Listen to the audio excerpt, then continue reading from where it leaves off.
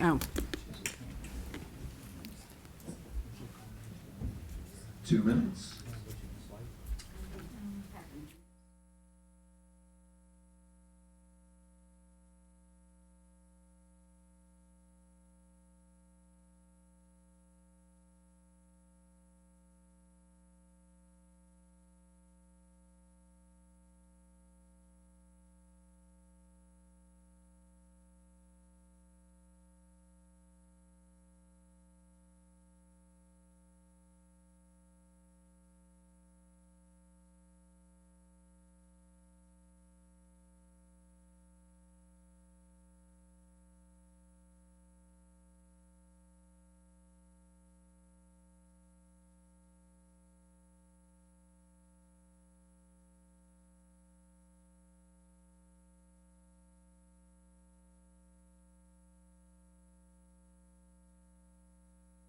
The potholes and things like that. and then the Civic Ready thing.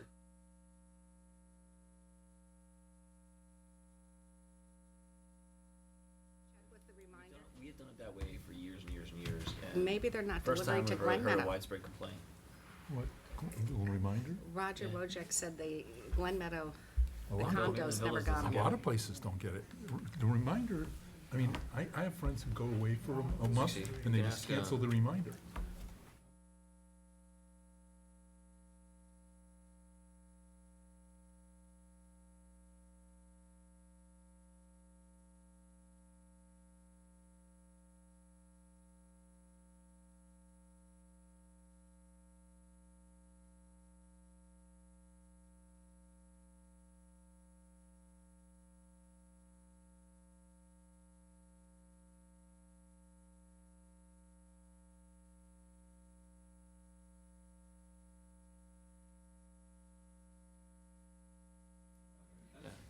All right, thanks. Stephen, but I know people who Stand come by. out with winter Glen and Meadows is a bunch of snowbirds too.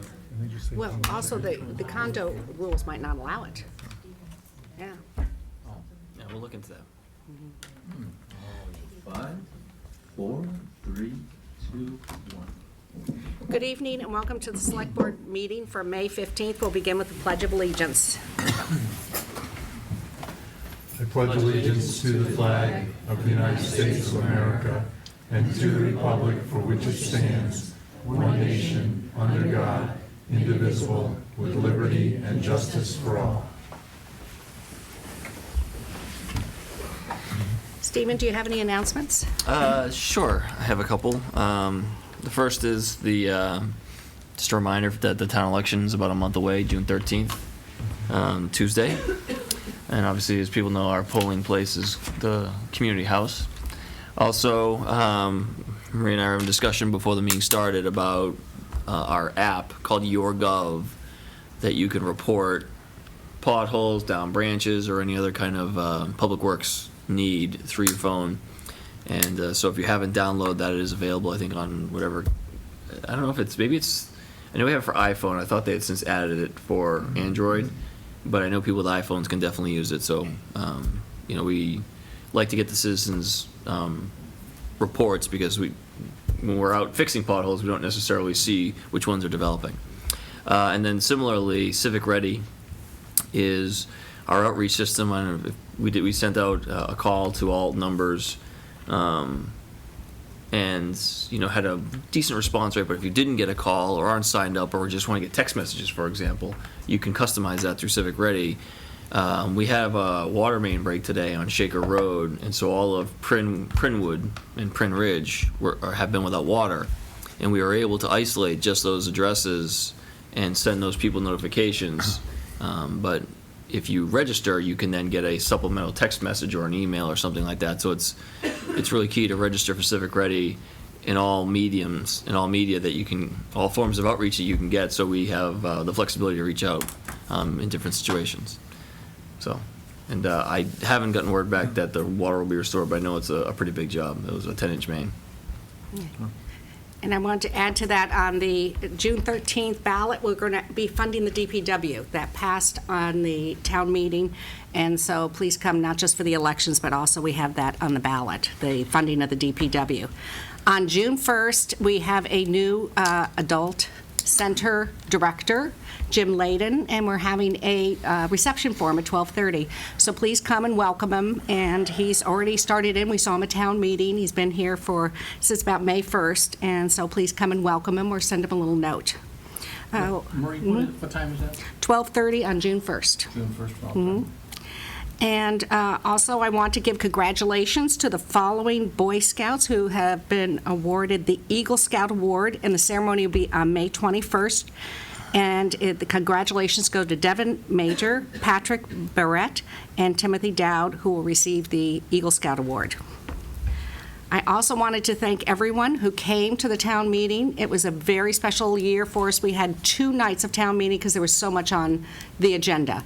And we had a good attendance for both nights. We really appreciate everyone who came, and also the people who worked it, from our staff to our volunteers and to our town moderator, the police and fire. Everyone works together to make this happen, and it was a very special year. People came together, things got passed, and I think you're going to see a lot of changes in town coming up in the next year. Are there any other announcements? No, or comments? All right, resident comments?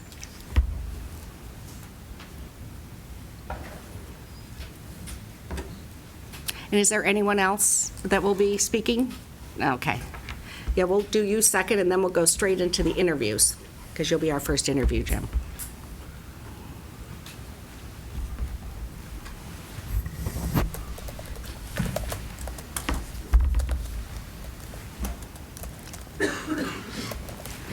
Richard Elias, 608 Frank Smith Road.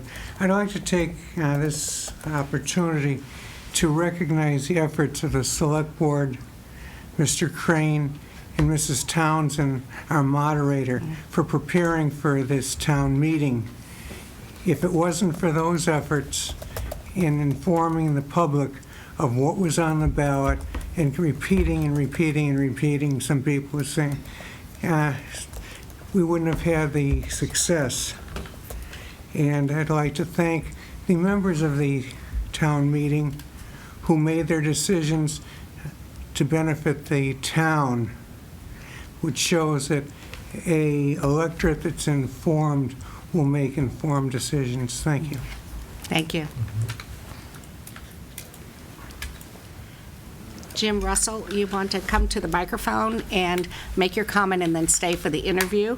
And as Jim's coming, I want to make another announcement. Anyone who did not make the first night of town meeting, Jim Russell was our Citizen of the Year. And I want to thank him again for his many, many, many years, since 1964, service to this town. Thank you. I have 2 comments I'd like to make tonight, Madam Chairman. Select Board Chair Marie, Select Board Vice Chair Tom, Select Board Member Mark, Richard, and Bill, wherever you are. At our town meeting on Tuesday, May 9, 2017, you bestowed on me a fantastic honor. The Town of Long Meadow Citizen of the Year for 2017. This award I will treasure until the day I die. Rest assured, if my health continues to be good, I will continue to give back to this community, the town of Long Meadow, the best place in Massachusetts to live. I'm eternally grateful. Thank you. Thank you, Jim. Jim Russell, 108 Bel Air Drive, Long Meadow, Mass. Members of the Select Board, I am a member of the ACBC, the committee appointed by the Select Board to determine where a new standalone adult center should be constructed. The location chosen was Greenwood Park. On Wednesday, May 10th, at our second town meeting, the residents voted to approve warrant Article 31 for funds for architectural, engineering, and landscape design.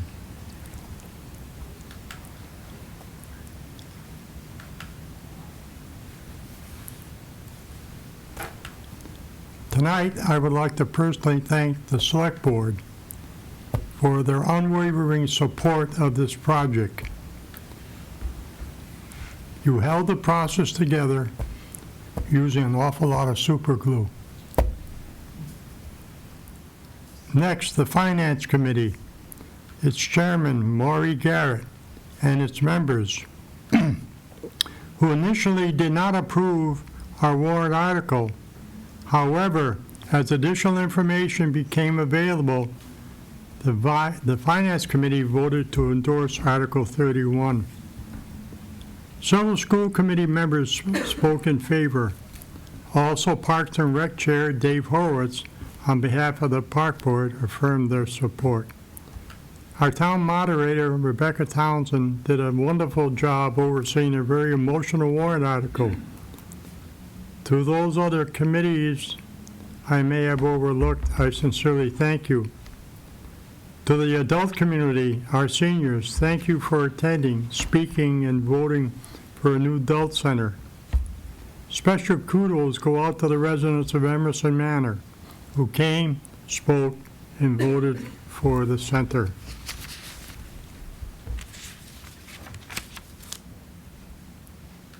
I would like to personally thank our town manager, Stephen Crane.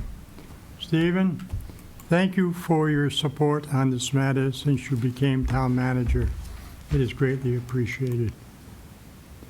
There are two heroes I have saved for last. Mary Beth Bergeron, our chair of the building committee, and Vice Chair Phil Hallahan.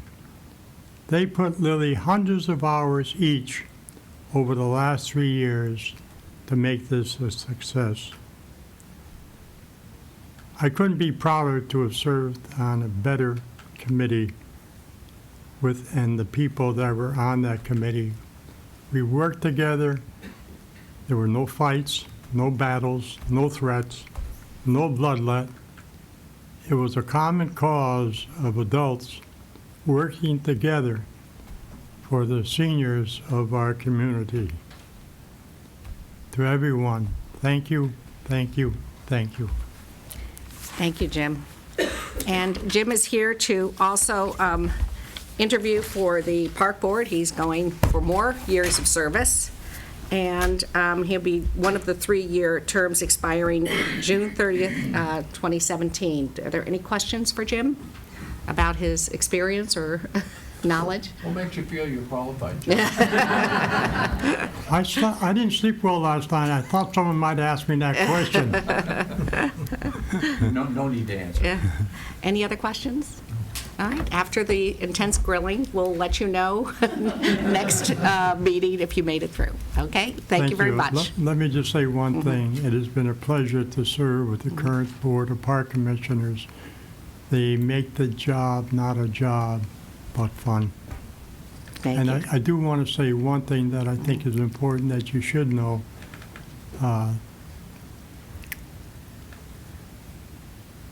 I am seeing the population of young children getting into sports increasing every single year.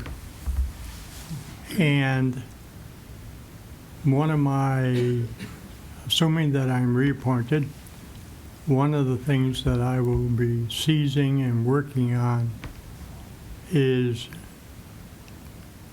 looking for more space for athletics to be played. I recognize very clearly that space is critical. I would hate like the devil, after serving as a park commissioner for 17 years, have to turn away children and tell their parents that we don't have space for them so they can't play sports. It's one of the reasons people move to Long Meadow. So I will engage other town boards with the agreement of our chairman, Mr. Horowitz, and discuss loaning of other space for athletic endeavors. Thank you. Thank you. Okay, would the people here to interview for Zoning Board of Appeals, I have 2 people, Marissa and Stephen. Could you both come to the microphone? We'll do it together. So I'm going to bring groups up, depending on. You said there was 3. We received an email that Mark had to withdraw. Yes, sorry, I thought you were in that loop. We want to state your name and your address. Sure. Marissa Comack, 44 Kenmore Drive. Steve Bennett, 145 Dunsany Drive. And I believe there's the 5-year terms, one expiring in 22 and the other expiring in 20 is that you're interviewing for. That's what I was told on the email chain. Is that correct? Yeah, mine expires this June and goes for another 5 years. Okay. And then mine, I'm currently an associate member, so it's 3 years expiring, but I was also trying to fulfill the remaining term of a 5-year member who had to resign. Right, so you'll be the 20th, Okay. 2020, and the other 2022. So any questions for Stephen or Marissa? No? Yeah, well, I Okay. just wait. Mhm. Mark? I really, I guess I'll take it in either order. My question really is, the issues of the zoning board are generally about our zoning bylaws, and that seems to come up from time to time.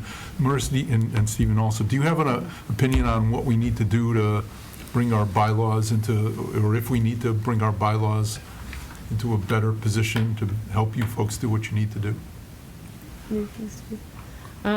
I mean, I don't know. I feel like we have a lot of people coming in front of us for special permits that, I mean, I didn't realize that we had so many non-conforming lots in town.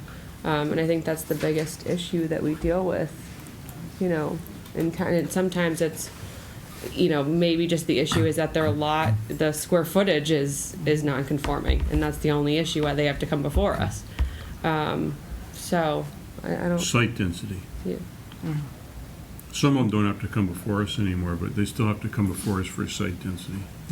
I guess the reason I'm asking is we formed a group to look at our bylaws and suggest changes to the bylaws, and you might take back, because this is the only opportunity we get to talk to the zoning board of appeals, Yeah. that suggestions that may help alleviate some of the repetitive or, you know, pro forma kind of things that you're asked about may be in order to address through the bylaws, as opposed to have people each time have to come before the ZBA. One thing we have to relook at is fences. We did a whole Again? corner fence thing, but you know, if you have a non-conforming lot in the older sections and your house might not be 40 feet set back from the street line, where do you put your fence if it's not allowed within 40 feet? Your house is already ahead of that. Right. So, Any other questions? No, and going off what Mark said, one of the things we have been talking about as a board is maybe having a town meeting that just deals with the zoning and bylaw issues, because there's so many that are piling up. So I think the next board will be talking about, instead of a 2-night town meeting, if we're just going to have one dedicated to that. So let us know what changes you think are important. Yeah, we can talk to the other members too and come up with a list. Tom, did you want to say Well, something? the only other thing I would say is that a lot of towns in the state are trying to figure out if there should be any zoning ordinances that have to do with marijuana use or you know, because at some point clubs will want to have people be able to smoke marijuana in their establishment along with drinking, and that's going to be an issue, and then selling marijuana. And so, you know, some of that is, I would think zoning fall in the lap of the zoning board, and so I guess you should just prepare for those kinds of topics, because they are going to knock on the door, and we can either be proactive or we can be reactive, and it's always better to be proactive. So, Thank you very much, and we'll let you know Thank you. at our next meeting. Thank you. Thank you. thank you. We're going to go up to the Board of Assessors. We have one person. Michael, if you want to give us your name and address, and I believe you are also an incumbent, and you're Yes. looking for the 3-year term expiring in 2020. Correct. My name is Michael Zeller, 42 Tecumseh Drive in Long Meadow. Any questions? No? I do, but Richard? Tom? No? Okay, I Mark? always do. Rip it. One of the things that's concerned me, and I've expressed it every year when the assessors come in here talking about tax rates and things, is the relative difference between residential and commercial property assessment ratios and how they change year to year. because I'm not as, I didn't take the courses you did and didn't had to, and not as versed in it, but why is it that it seems that every year the commercial property only goes up a little bit and the residential always goes up more? I mean, last year was like 3% and 6% where the difference is. It's all, the appraisals are based on Massachusetts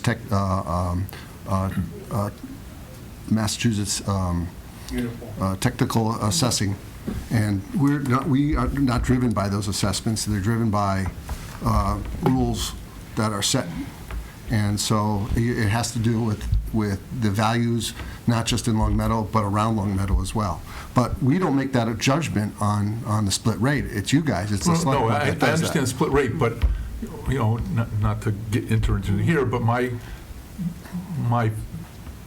being in favor of a split rate was always based on my presumption that commercial property was undervalued because it wasn't representing the true value of property, and certainly wasn't going up nearly on the same rate as residential was, and I thought that was a potential way to make up the difference in that. And I guess that's my concern, is that we have a difficult time assessing commercial properties because there aren't a lot of transfers of commercial properties in town. That's true, but again, we use the mass appraisal techniques, and again, I'm not the assessor, I only oversight the, we only oversight them.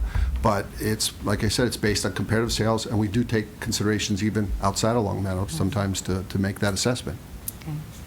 Thank you. Any other questions? Well, just, you work for KMZ? Yes. What kind of corporation is that? It's my brother and myself, Oh, okay, all right, I thought Closely Z might have to. the K being my brother Kevin, and I'm Michael. All right, and is it construction? What- No, we're in retail. We've been in the area for a Oh, long you're in time. retail. Yeah. Oh, okay. Max Zeller Furs out of Oh, Springfield. Zeller Fur, oh, Yeah, sure, yeah. Everyone tells me I should have store furs there, but I don't Okay, know a lot we'll of talk furs. about it. Thank you. Okay, thank you very much, and we'll get back to you next time. Mary Pat Toy for Board of Health. And you're also an incumbent looking for one of the 3-year terms expiring 2020. Could you say your name and your address? Mary Pat Toy, 45 Williamsburg Drive, Long Meadow, Mass. 01106. Thank you for re-upping. Any questions for Mary Pat? You're very busy between bees and everything else that's going on. I saw the recycling, and you're looking at the bylaws and things like, regulations in regards to that. So It's never a dull moment. yes, thank you for all As the you brought hard up work. marijuana, we're on a roll. We've been talking about it for 2 years. Okay, well, thank you very much. We'll get back to you. Thank Oh, you. did you? No, No, I okay. don't have. Didn't I wanna lost catch sleep over this. I can't believe we asked about bees. I'm just Never do that. go run, go. Okay, so we have 4 people for cable advisory. I was going to start with Fred and Stephen. And then I'll pick the others since we only have 2 chairs at a time. But it's almost like the whole committee is coming up. And Fred, you're not an incumbent. This is your first time. That is correct. And of course, Dr. Woolman, you are an incumbent, yes. You want to state your name and your addresses? Steve Wallman, 292 Pinewood Drive. Fred Rosenberg, 40 Grassy Gutter Road. Okay, and this is the Cable Advisory Committee, and you're looking, of course, Stephen, for the 3-year term. And are you looking, Fred, for the associate? Yes. Okay, thank you. Any questions for Stephen or Fred? Mark? Yeah, I guess my question is, so our contract's not up for 6 more years, or? No. June 28th, 2021. Oh, excuse me. Okay, 4 more years, right. So what are we going to do for the next, what keeps the Cable Advisory Committee busy for the next 4 years? We meet with Comcast representative every 3 months. We go over any changes in the telecommunications industry, as well as if there are problems from constituents here in town, we'll bring it up with the representative. And we also talk about things that we really can't talk about. We talk about Wi-Fi. We talk about internet. And just to see what's happening with that, because the future of television is internet. Cable television, to pardon the appropriation of a TV show is The Walking Dead. It's on its way out. It's really a relic. It's like landline telephone. You don't hear about it. It's still there. Cable television isn't going to go away, but it's going to be it is passé even now, and it's going to be even more so later on. Any other questions? Dr. No, Woolman, thank I you. know that we've discussed a few times trying to look at the future on what we're going to be doing as next round as the transition occurs to the internet. And I'm still thinking it'd be a really good idea for us to sit down as the two committees and to hear what your ideas are in the future. I can tell Just you couldn't- off the top of my head, I think we are behind the curve, rather in front of the curve, when it comes to a municipal Wi-Fi system for the entire town. No, we're speaking his language. I believe that this town needs to put out an RFP or an RFI to find out what can be done for the town, what the cost would be, how you would mitigate the cost, whether we should put up our own poles, how many we would need, what kind of charge we would do, whether it would be 1 tier or 2 tiers. Other towns have their own electrical system. We don't have it. Others have their own gas company. We don't have it. We missed it in the 1980 when we didn't have our own cable system. This is a chance for us to do it. People complain about the costs of internet. The only way you're going to get that cost down is with competition, and the only kind of competition you're ever going to have is Wi-Fi, because it's cost prohibitive for another company to come in and wire up the town. All right, so that would be interesting to have a future agenda item. Richard? I've got one question. I know 5, 6, 7, 8 years ago, they were talking about the bandwidth disappearing. That's with fiber. With Fiber fiber, only? it's almost infinite. But even the radio signals, they were talking about the Yeah, what they're jamming. doing now, actually, there was an article in the paper a couple of weeks ago that some of the television channels had to turn back their frequencies to be auctioned off for internet use. And in a couple of years, I know channel 61 is going to be dropping down to a different channel.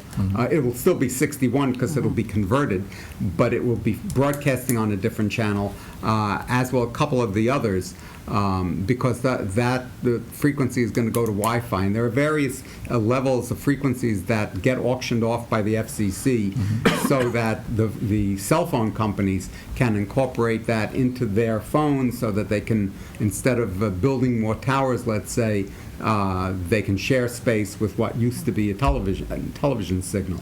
And they keep, as they come up with new phones, they incorporate those new frequencies into those phones. Okay, I guess chiming in with what just happened just this weekend, I guess cyber attacks worldwide.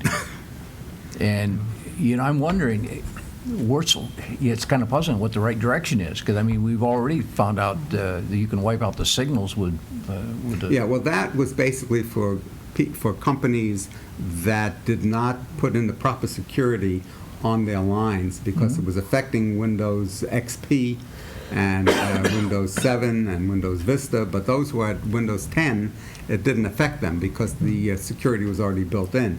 But it's also, the blame is on the IT professionals who don't follow up when they get the security updates, and they don't process them immediately because of the backlog that they keep getting. But it was there and they didn't do it. Okay. All right. Thank you very One last thing. So you opened up the door here. So residents who can't get resolution from Comcast, how do they let you know that they'd like their issue brought up in your discussions? Do they send a note to Town Hall? They send a Yes, note to they send an email usually to the the secretary. select board, and we'll make sure it And gets to then, you. and then I get an email, Okay. and it says this person, and sometimes, most of the time I call them up, and I ask them, who did you speak to? They don't know. I ask them, what was your issue, and they tell me the issue, and what's their address, what's their phone number, and then when we have sometimes I'll send an email out to the Comcast rep, or if a meeting is coming up, I will voice it then and tell her this is. As a matter of fact, at our last meeting, we had a woman come in because we do have at one point comments from visitors, and she commented about a problem that she had, and Comcast rep got all the information, said, I will take care of it. And they do. They're very good at taking care of these one-on-one problems. Marie. Okay. Marie. Oh, Richard. 1 minute. We bypassed you, Fred. Yeah, Fred, I know, I was gonna say. I don't think he's upset. It's almost like you're invisible, You right? ready to chime in? What's that, So, any comments? I notice your background is in the field. What do you hope to bring to the group? Well, I was a broadcast engineer in a past life. I have concerns about internet connectivity. Everybody should be able to have it affordably. That's very, very important, because you start getting into a real situation of those who have it and those who don't, and it makes a huge divide. My father is 92 years old, and I like to say he has 92% of his marbles, and he uses the internet to keep track of his friends all over the place, to keep track of events that are going on, and it's absolutely essential. Without it, he would be totally isolated. That is one of the things that concerns me, is universal access to reliable high-speed internet. Internet privacy and net neutrality concern me. Those are both very important to me, and I'm very distressed at what I see going on in Washington about the possibilities of selling off internet search data on people, and the fact that net neutrality is being threatened. Okay, thank you. One point I would make is we are precluded by federal law from negotiating rates, programming, or internet.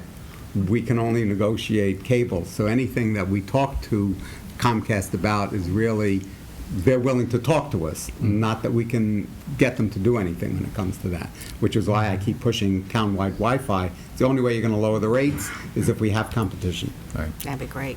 Okay. Thank you very much. We'll get back to you at our next meeting. So we have Norman and Holland. You could, is Holland Lowe here? Oh, there.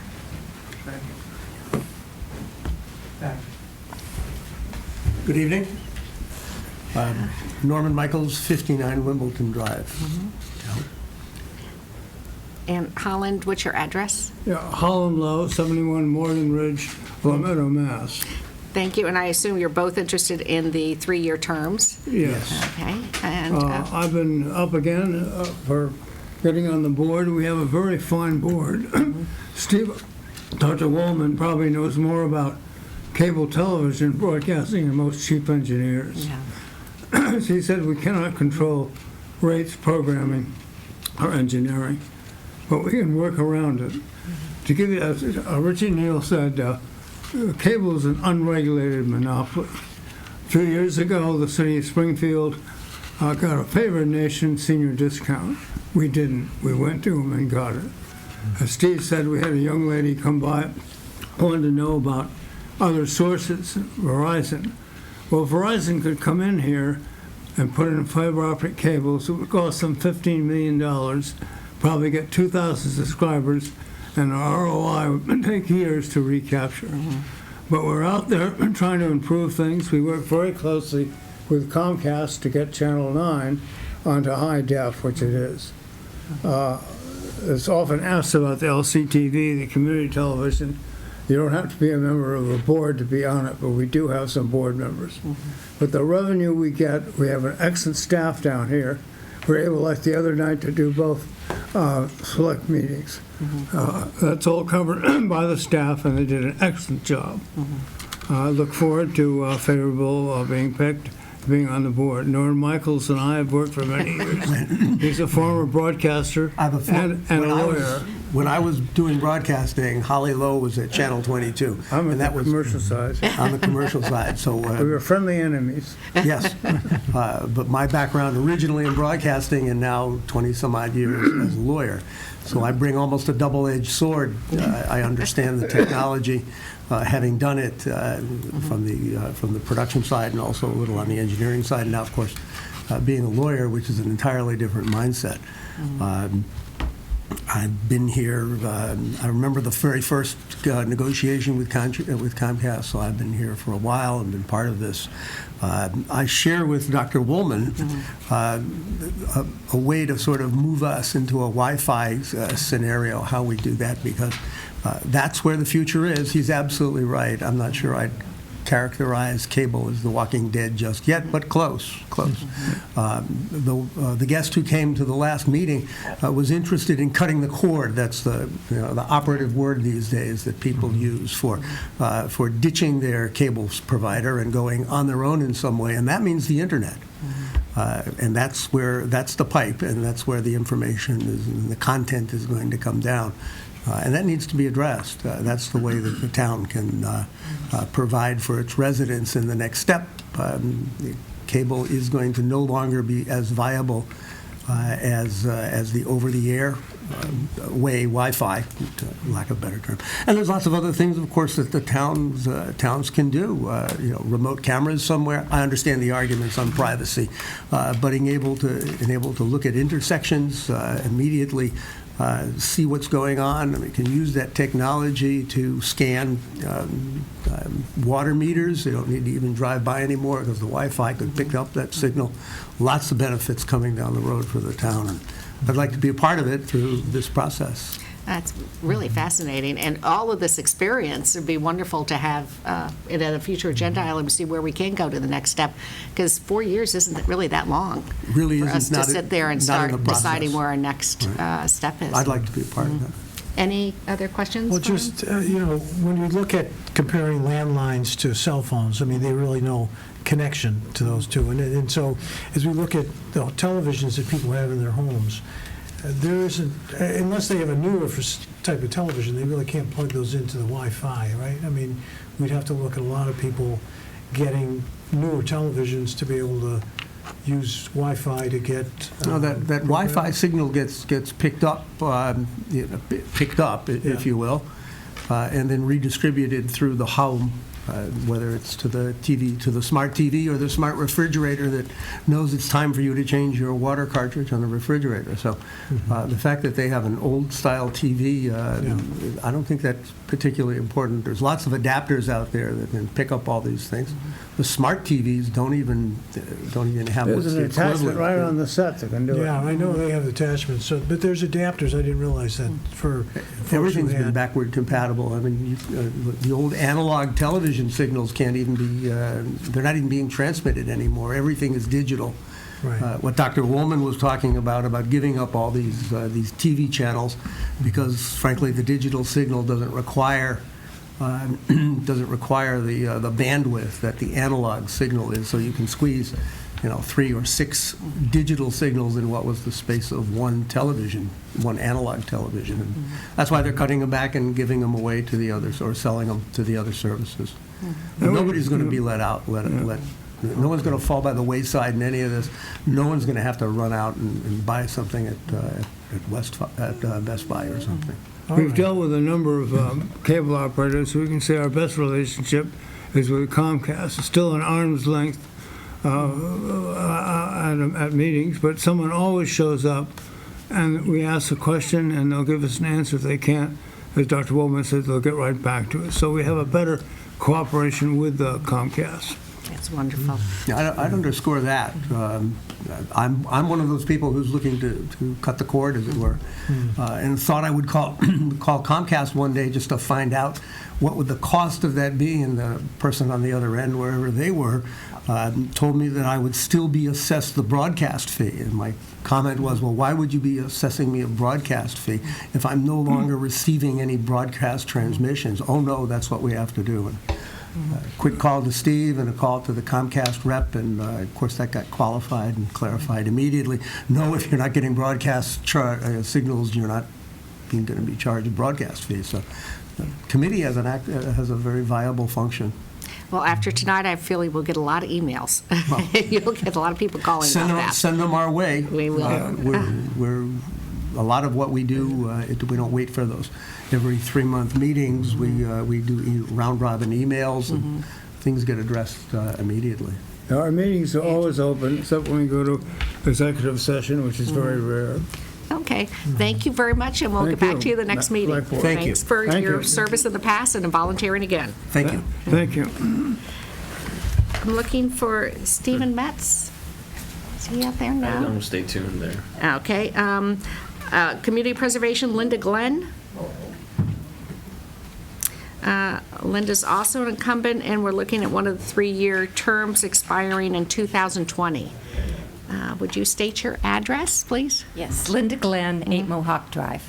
Okay, and you're an incumbent. Any questions for Linda in regards to community preservation? I just have a quick question, Linda. Some of the newer things that are coming up from community preservation have to do with some private property issues, and you know, it's always been a concern of mine, I guess, about using public funds for private property improvements. Do you have any issues with that? To a degree, I do. I mean, it really depends on the project, but I suppose when I first went on the committee, I would have said, no, we shouldn't use public funds for private property. But after, I mean, now I know a little bit about what they do. I have some experience and history that I didn't have, and have understood the rationale from the committee for decisions that have been made. So, and I haven't always agreed with some decisions that have been made. Thank you. But we're a wonderful committee. I have to put a plug in for us. Stephen Weiss has been probably the best committee chairman I've ever worked under, and the committee functions very well as a unit and individually, bringing all sorts of different experiences and backgrounds to it. So I think it's a fabulous committee.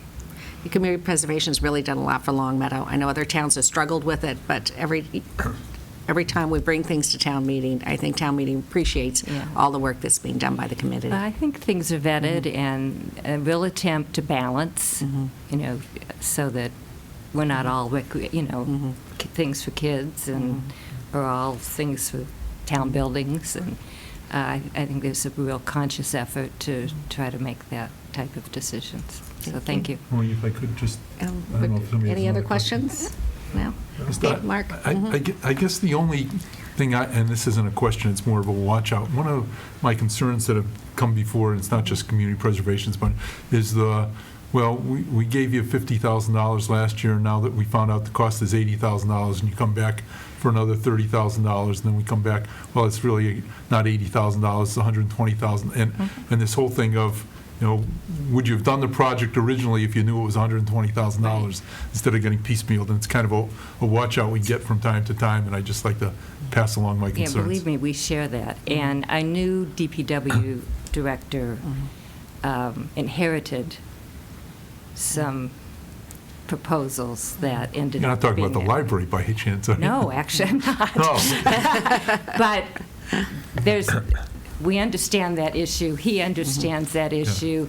There is that lag time between approving funds and the bids actually going out. And so, you can't get around that the way the process is. But yes, we do appreciate your thoughts. Thank you.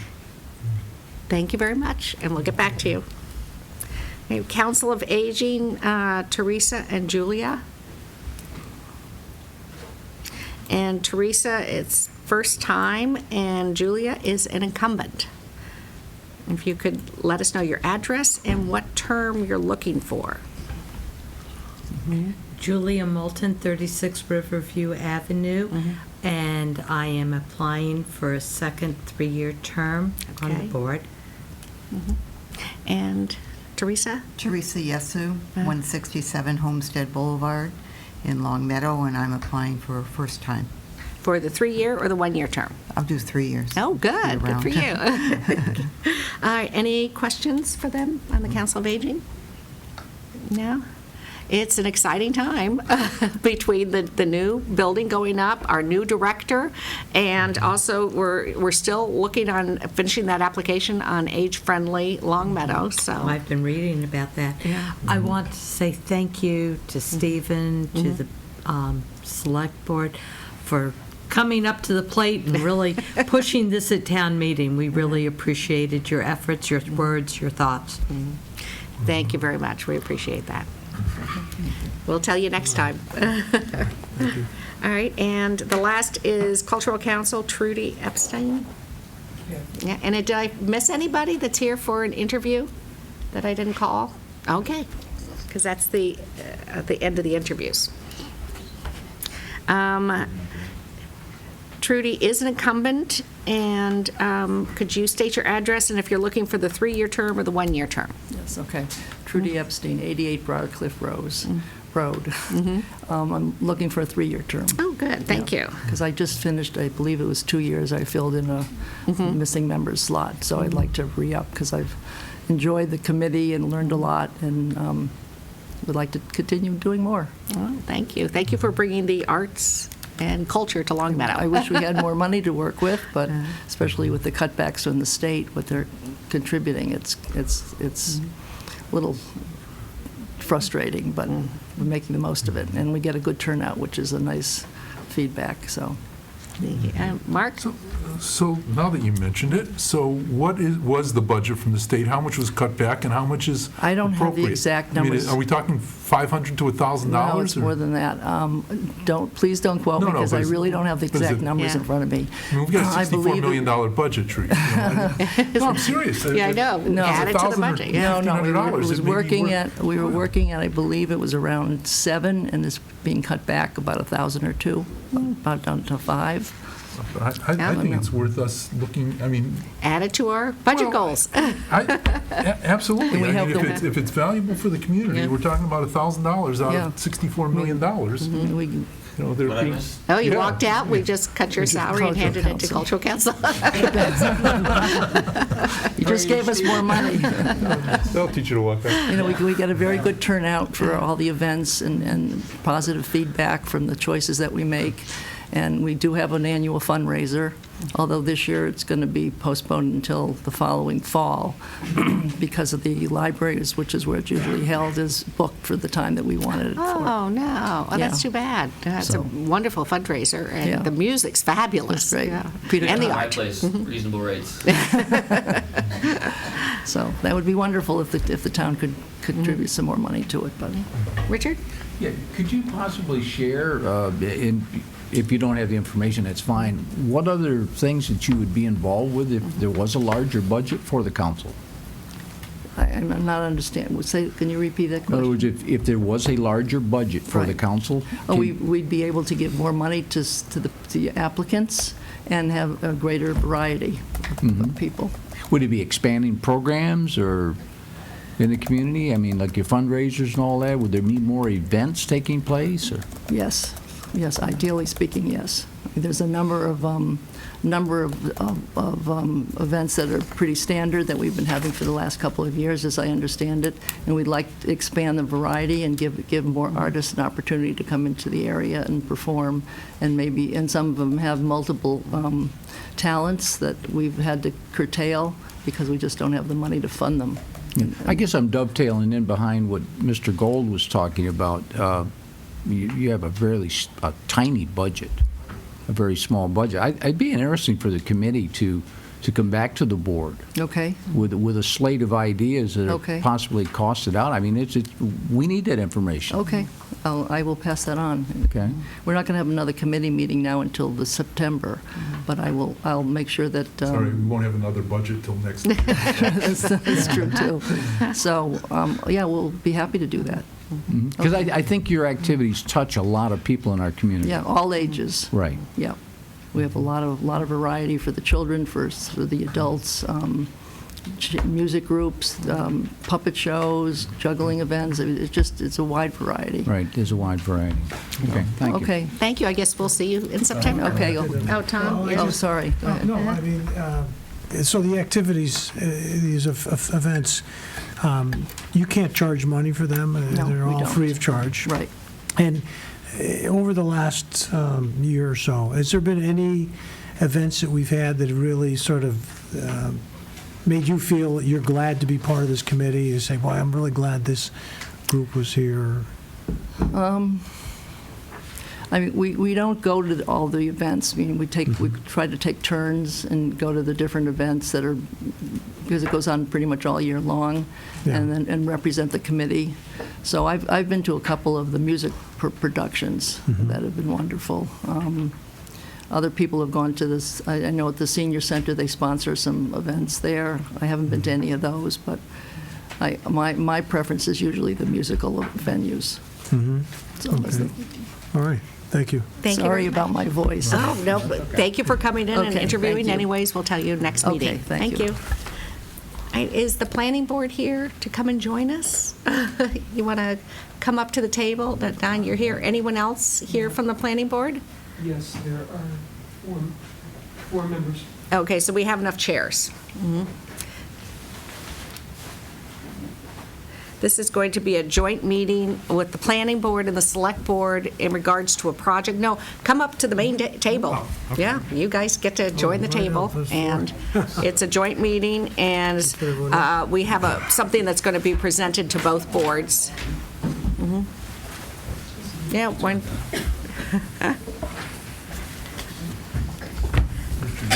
Share microphones and someone down the wall. Okay, and this is, Colvest was going to come back and present again, and I think you were hoping to be able to present in front of the planning board, but their schedule was very full, and so you want to just give us an overview of the whole project again, so the planning board could hear it, and there we go.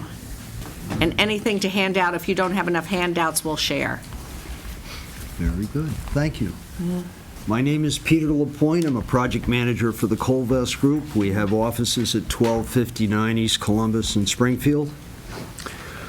We're here this evening to talk about parking improvements in connection with a property we acquired in July of 2015 from Hamden Bank.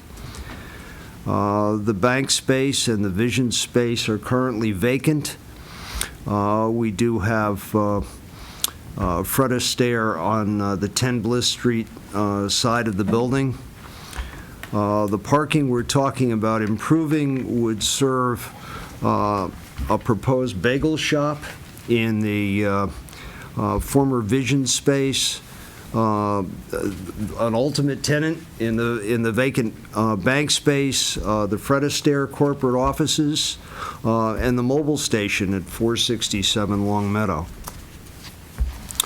This would be public parking. It would be available to anybody, and it's just the reverse of something you were just discussing. It's an investment of private money on public property.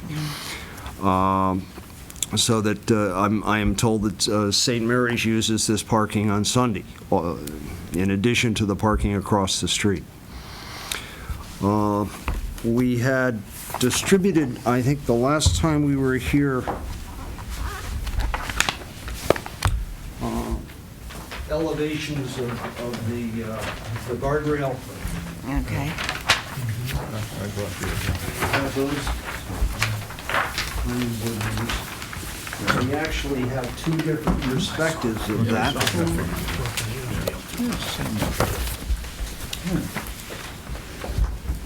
Pretty pictures. Do you want it for your room? This was the other perspective. Stepping back a little bit more. Oh, yeah, no, I'm watching. I can see it from there. Thanks. No. I will. And last week, we were also, our last meeting with the select board, we were asked to come up with a perspective view.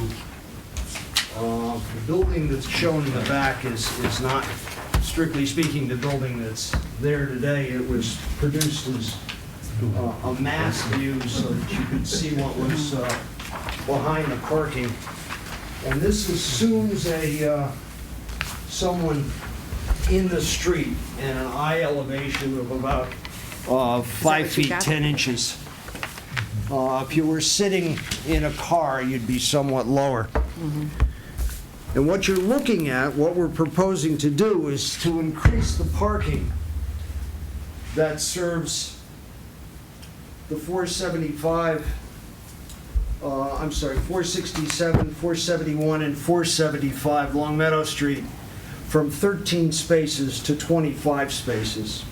We're doing that by widening the paved surface and by creating angle parking spaces instead of the parallel spaces that are there today. The angle parking spaces would allow people to move in and out of the parking spaces much more quickly than they can when they parallel park.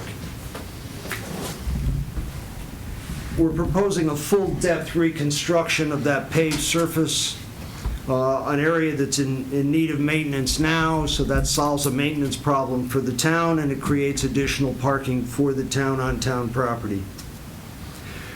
Part of the reconstruction would reduce the size of the exit onto Bliss Street, further restricting the turning movement, preventing people from making a right-in off Bliss into the parking area, coming in the wrong way, or making a left turn out of the parking area and going up Bliss Street. It forces you to go out to the light.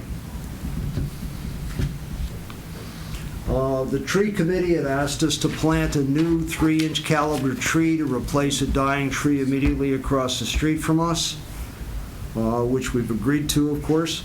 We're proposing to construct a 125-foot-long structural retaining wall with a guardrail on top of that wall.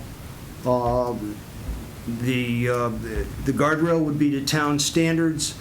The wall, because it would vary from 6 inches at its lowest point to 3 foot 7 inches at its highest point, would require a structural engineer's seal, which is why we're replacing what's there today. It would basically be in the same location, and as part of that work, we would reconstruct the damaged sidewalk pavers in the bus stop immediately in front of that wall. That sidewalk in front of the wall basically serves the bus stop. The public sidewalk is the sidewalk that runs immediately in front of our building. That walk would be pushed back slightly to create the additional parking and totally reconstructed. And that's really where DPW tells us they encourage the pedestrians, particularly school children, to walk. When we bring that walk back down to Bliss Street, we would also construct a new ADA-compliant handicap ramp at the end of the sidewalk. Right now, it's basically a ramp.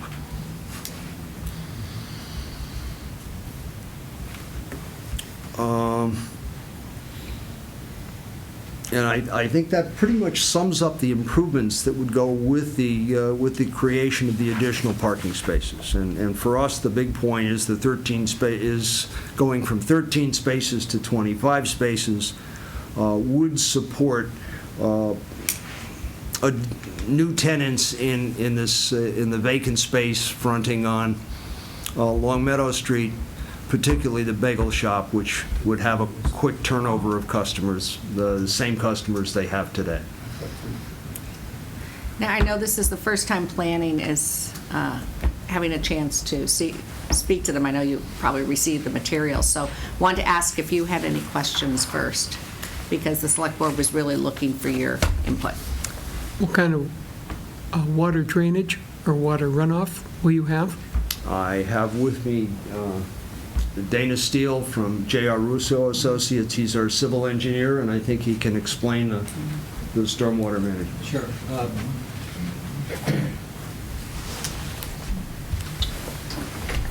Good evening. For the record, Dana Steele. I'm a civil engineer and principal with J.R. Russo and Associates. And I should turn this up right side up. This is the existing plan, and I've highlighted here in orange the pavement that's being removed, and the sidewalk being removed here is in yellow. The pavement being removed is in orange. Essentially, we're not changing the drainage patterns of the site. There's a high point in the middle, right at the entrance to the building, and it sheets off both to the north and to the south. with a very little bit going out to Long Meadow Street. So in comparison, see the sidewalk is being moved over in yellow here, and it's being widened. So the main area that's changing is this area on the west side. There's a green space between the existing wall and the existing parking. You see here, that's this strip here. This is what's being removed. Right now, there's stairs and a sidewalk around this tree that's being removed, and the tree's being replaced across the street. So, from a drainage standpoint, there's a very minimal increase in impervious area. This is, though, necessary to accommodate those additional 13 spaces. So, it'll continue to function the way that it has with surface runoff. Don, can I just follow up, Dana, with all respect? You've got 125-foot frontage and I went out and took some pictures. I'm looking at the pictures. It's got to be 15 to 20 feet of grassy space. So it's 125 by 20 feet of additional paved area. I wouldn't call that insignificant amount of additional pavement. Plus, you're moving closer to the building. I'm just looking at the part that's now grass that's going to disappear. It seems to me that that's pretty significant. I mean, I'll share, you can come look at the pictures. Well, if you're looking at just this immediate area here, but in terms of the overall watershed, including Long Meadow Street, Bel Air Avenue, Bliss Road, and the site development, there's a lot of impervious area in this site, and in regard to the existing storm drainage system, it's not going to be a significant increase. I have a question. Steve, our stormwater best management practices and stormwater fees, what kind of impact does this site have? It'll definitely increase it, but not, I think, substantially. Because there's already a lot of asphalt and impervious surface there. So it's just it would just be the difference between the grassy strip that Mark's talking about and a little more pavement, but I don't think it would be substantial. Because I'm thinking, because the Long Meadow Shops, for example, their expansion really encouraged, and they did try to keep all stormwater on site. Now, this is an awkward thing, because this is town property, but here we have stormwater runoff. It's not being kept on site, and I'm just curious why the difference here. I mean, Well, it's being kept on site, on the town site and into the town's drainage system. Yeah. So it's not leaving, going onto a private site. I mean, I could see a scenario where, because we've talked about having a license agreement or something like that, and, the board could certainly want to put in some conditions like an assessment for the stormwater utility fees that, that would, from the landlord that'd be benefiting from the parking, as a, something like that, as a mitigation measure. So you folks own the mobile station building? No. Okay, I didn't think so. This parking does serve the mobile station, though. It gives him an opportunity to drop off his customers. And at this end now, which is his primary off-site parking, he has 3 parallel spaces. This will give him 5 angle parking spaces. Okay. I see how it works. I mean, Walter, my sense is that, I don't know if you've been there, but Yeah, many times. the mobile station uses those, they park it on the cars on the grass. We've had complaints about that. They park all along that way. Well, yeah, I mean, because I'm not they're a sure service station as The well. public is going to pick up a lot more spaces for retail in and out, given the fact that the mobile customers drop off their cars at 7 o'clock in the morning. There could be 10 or 12 cars dropped off there, and there goes your added retail space. So be careful what you ask for. You might just be supplying something to your neighbors and not really aiding your tenants at all. Do you guys have concerns about that? I don't actually, because the spaces across the front of the building now, not where those 3 parallel spaces are today, the spaces across the front of our building really haven't been occupied by mobile station customers. I've been there at all different hours, including early in the morning when we were pulling the vault out of the bank space, and that's not really a drop-off area. That's not where the mobile station customers leave their car. So you believe, that's a good point, Mark, but since you'd be making the investment, you believe that this will be a benefit to the bagel shop? Yes. So the bagel shop, once again, is going in where the eyeglass, the vision place was, so that still leaves the Hampden Bank space is still up for lease. The bagel shop will, in fact, take a small piece of the old bank space. Okay. We'll cut through the wall. They're taking what was the bank's conference room immediately adjacent to them. The rest of the bank space is still vacant and available for lease. Fred Astaire corporate headquarters is still in the 10 Bliss Street location, which is part of this complex. And where does, I forget, I mean, it's been a while since we actually approved that business, Fred Astaire. Where is he parking? When the bank was in occupancy, the Fred Astaire employees were parking across the street in the public parking lot opposite St. Mary's. So this is similar to what Dr. Brooks and his spa does, parking in front of the community house. Okay. I guess this is one of the peculiar things in Long Meadow, are these small little retail zoned areas that are sort of antique. And, well, they're charming, but I'm thinking out loud, why, we had Smith Pharmacy and Friendly's there, and parking wasn't a problem. And now suddenly we're talking about a small bagel shop. And I guess Bruce was pointing out, this really has to do with the change in the parking bylaws. Possibly. Because we don't allow on-street parking. I mean, in the 90s, we put in numerical numbers for the... But we don't allow on-street parking to accommodate these small little retail to keep the cars off the streets. Right. Just one, I guess for my own clarification, as to why the planning board is here at all tonight, my assumption is that, and I saw these plans that were emailed to me this afternoon. Yeah. My assumption is that this is going to require site and design review through the planning board. That the reason we're here tonight, and this is a question, but I mean just a guess, but it's a question I guess, that before the select board would decide whether or not they would allow this construction to take place on town land, you wanted to get some sense from the planning board as to what the chances of this being approved through site and design review were? Well, we understood that it really wasn't, there was going to be no site and design I would say there is. There's a is? change in use, there's a change in traffic patterns, there's a change in landscaping, and so I would say that this clearly requires site and design review. Okay. The fact that it's on on town land is essentially irrelevant. I mean, every curb cut is on town land, but we control them. And I also would suspect, I don't know if the people here are neighbors or whoever may be here. I recognize so. some of the people, not all. But obviously, site and design review would also allow the neighborhood to weigh in on the changes.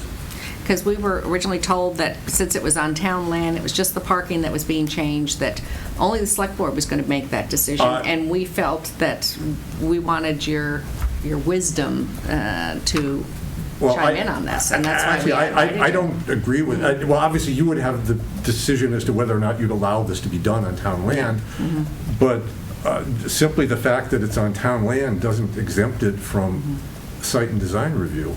Right, and that's why we talked about deliberating on the possibility of a waiver because of the impact, and that's what the applicant has to do at our June meeting. I think the reason we're here tonight was to sort of knock heads, come up to speed on what's going on with this project, and I believe we're not moving forward until the select board decides to give their blessing to the use of more parking and the removal of green space for your plan. I mean, if the select board does not want to alter town property, then there's no sense going to the next step, which is be the planning board for Well, site review. we have submitted an application requesting a waiver, change of use. But if the select board doesn't vote to change the landscape, then the next step is valueless because you don't have enough parking to meet the ZBA requirement for parking.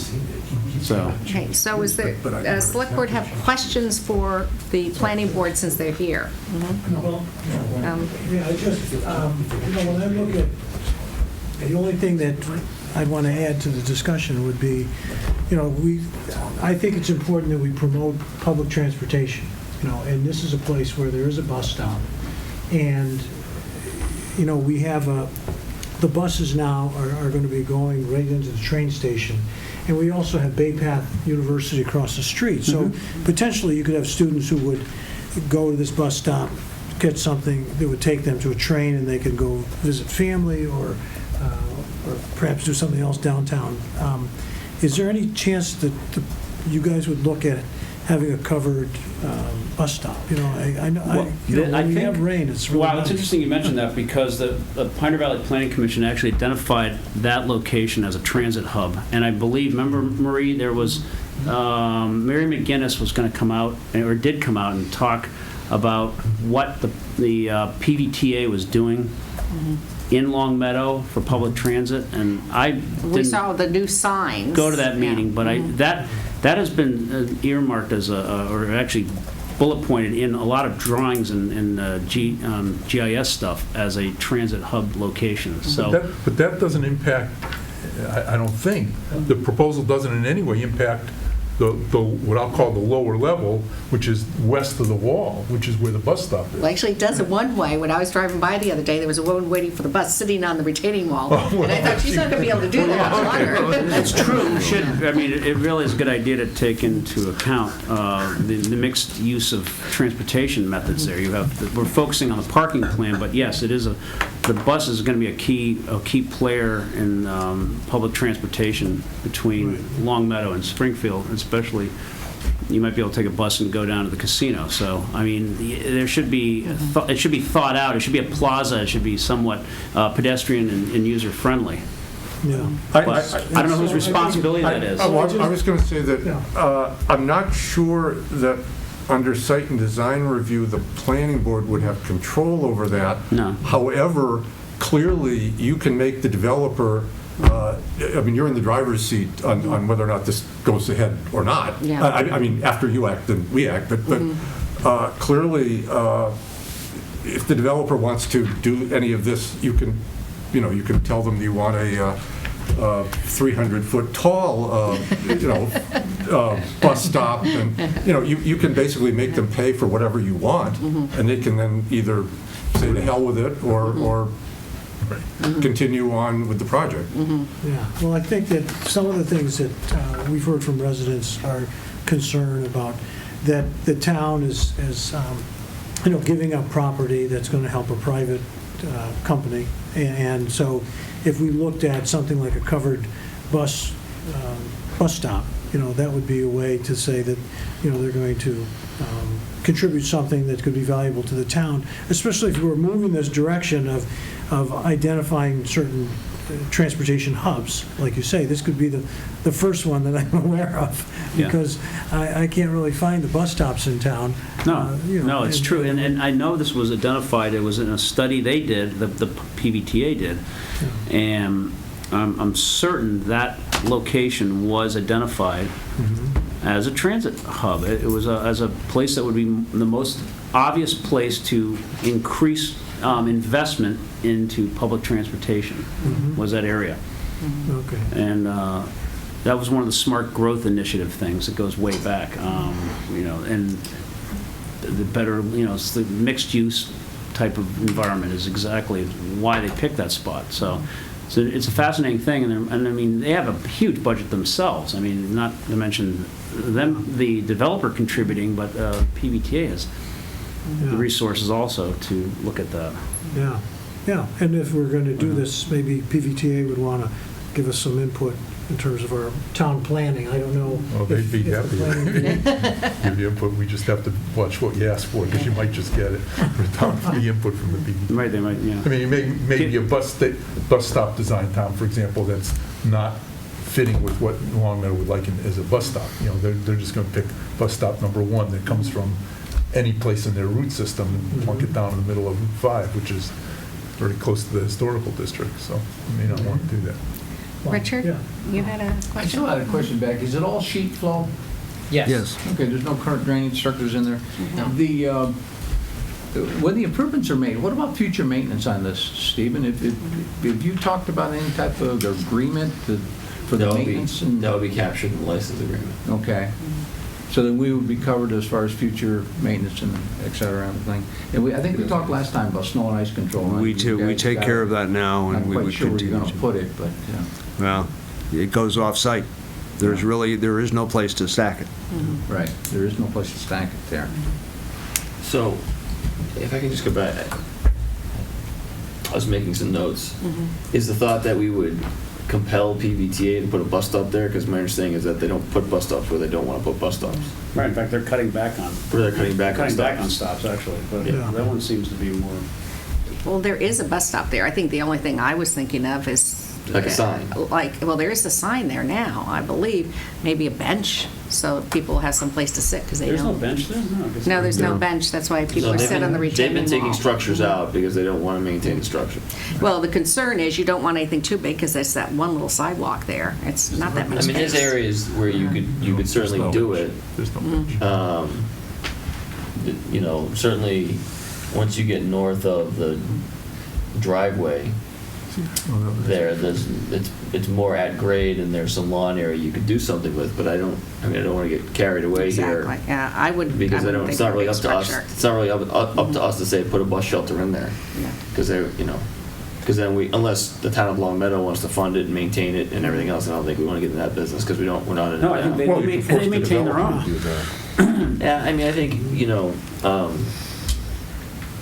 but I do, it's worth a conversation in the future, but, and the opportunity will always be there, even if we don't. Right, the even if we site's not don't going try and away. nail it down right now. But you want to keep that, bear in mind that as you Right. develop that Yeah. it leaves some kind of flexibility. Well, I think that also we have to look at where complete streets. And so right now, I know you have the sidewalk and you're doing the ADA compliance. I don't know if you're thinking of bike racks or else benches for people able to sit, whether it's at the bus stop or farther up. And adding more greenery, since we are taking so much greenery away from the area. That's Those a were good the point, types of because in things. site and design, we, Yeah. the Long Meadow shops, we made sure that they did have bike racks, and lots of kids, the sidewalks in Long Meadow are one of our jewels, and that's how lots of people can move around, and that's why you'll have lots of kids at Alex Bagel. Yeah, lots of them, because they take their bikes and the parents will, go ahead. If there's a bus stop built and it's up to the landlord to maintain it, problem is I don't know whether or not their insurance would cover it. And therefore, they deed it to the town want to be responsible for that. You know, Don, typically the PVTA gets stuck maintaining it. That was a big problem last winter, is that the complaints they receive after a snowstorm is They're not phenomenal to compliant. clear the sidewalks and the area for the bus stop, and that's why I think there'd be a little bit of pushback. Now, I don't know who the new administrator is, but... I do. Who? Sandra Sheehan. Oh, okay. Oh, the one from Connecticut, yeah, okay. So, yeah, they would be bearing the burden of maintenance and cleanup and storm management. So one thing I just want to point out, because I'm looking at the picture, on the south end of that right now, there's actually an east-west wall on the south end of what we're talking about, the street level pavement. There's a wall, you're talking about the retaining wall that's there now. It's a Right. That Yeah. wall that goes across Exactly. there, Marie, that not the Not that one. north-south wall, but this. Oh, there's another one. It's a little wing wall at It's the a end roof. of the existing Okay, Right, retaining wall. so what happens to that? It disappears? Goes away.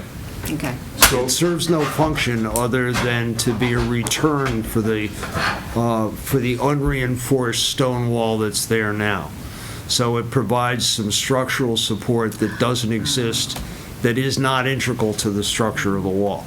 But somewhere between when this wall ends and the wall you're proposing ends and the driveway, there's got to be, I mean, is that wall curve around right to the driveway? Is this area here? Yeah, I think that's what he's talking about. Okay. Right. Yeah, we're taking that wall out, Right. and we're redirecting it this way, so that, thinking in the future, there may be plans to connect this through. So it's, right now, that wall is blocking, so you couldn't continue walking through in this direction. So that was something in discussions with the engineering department. They wanted to make that improvement.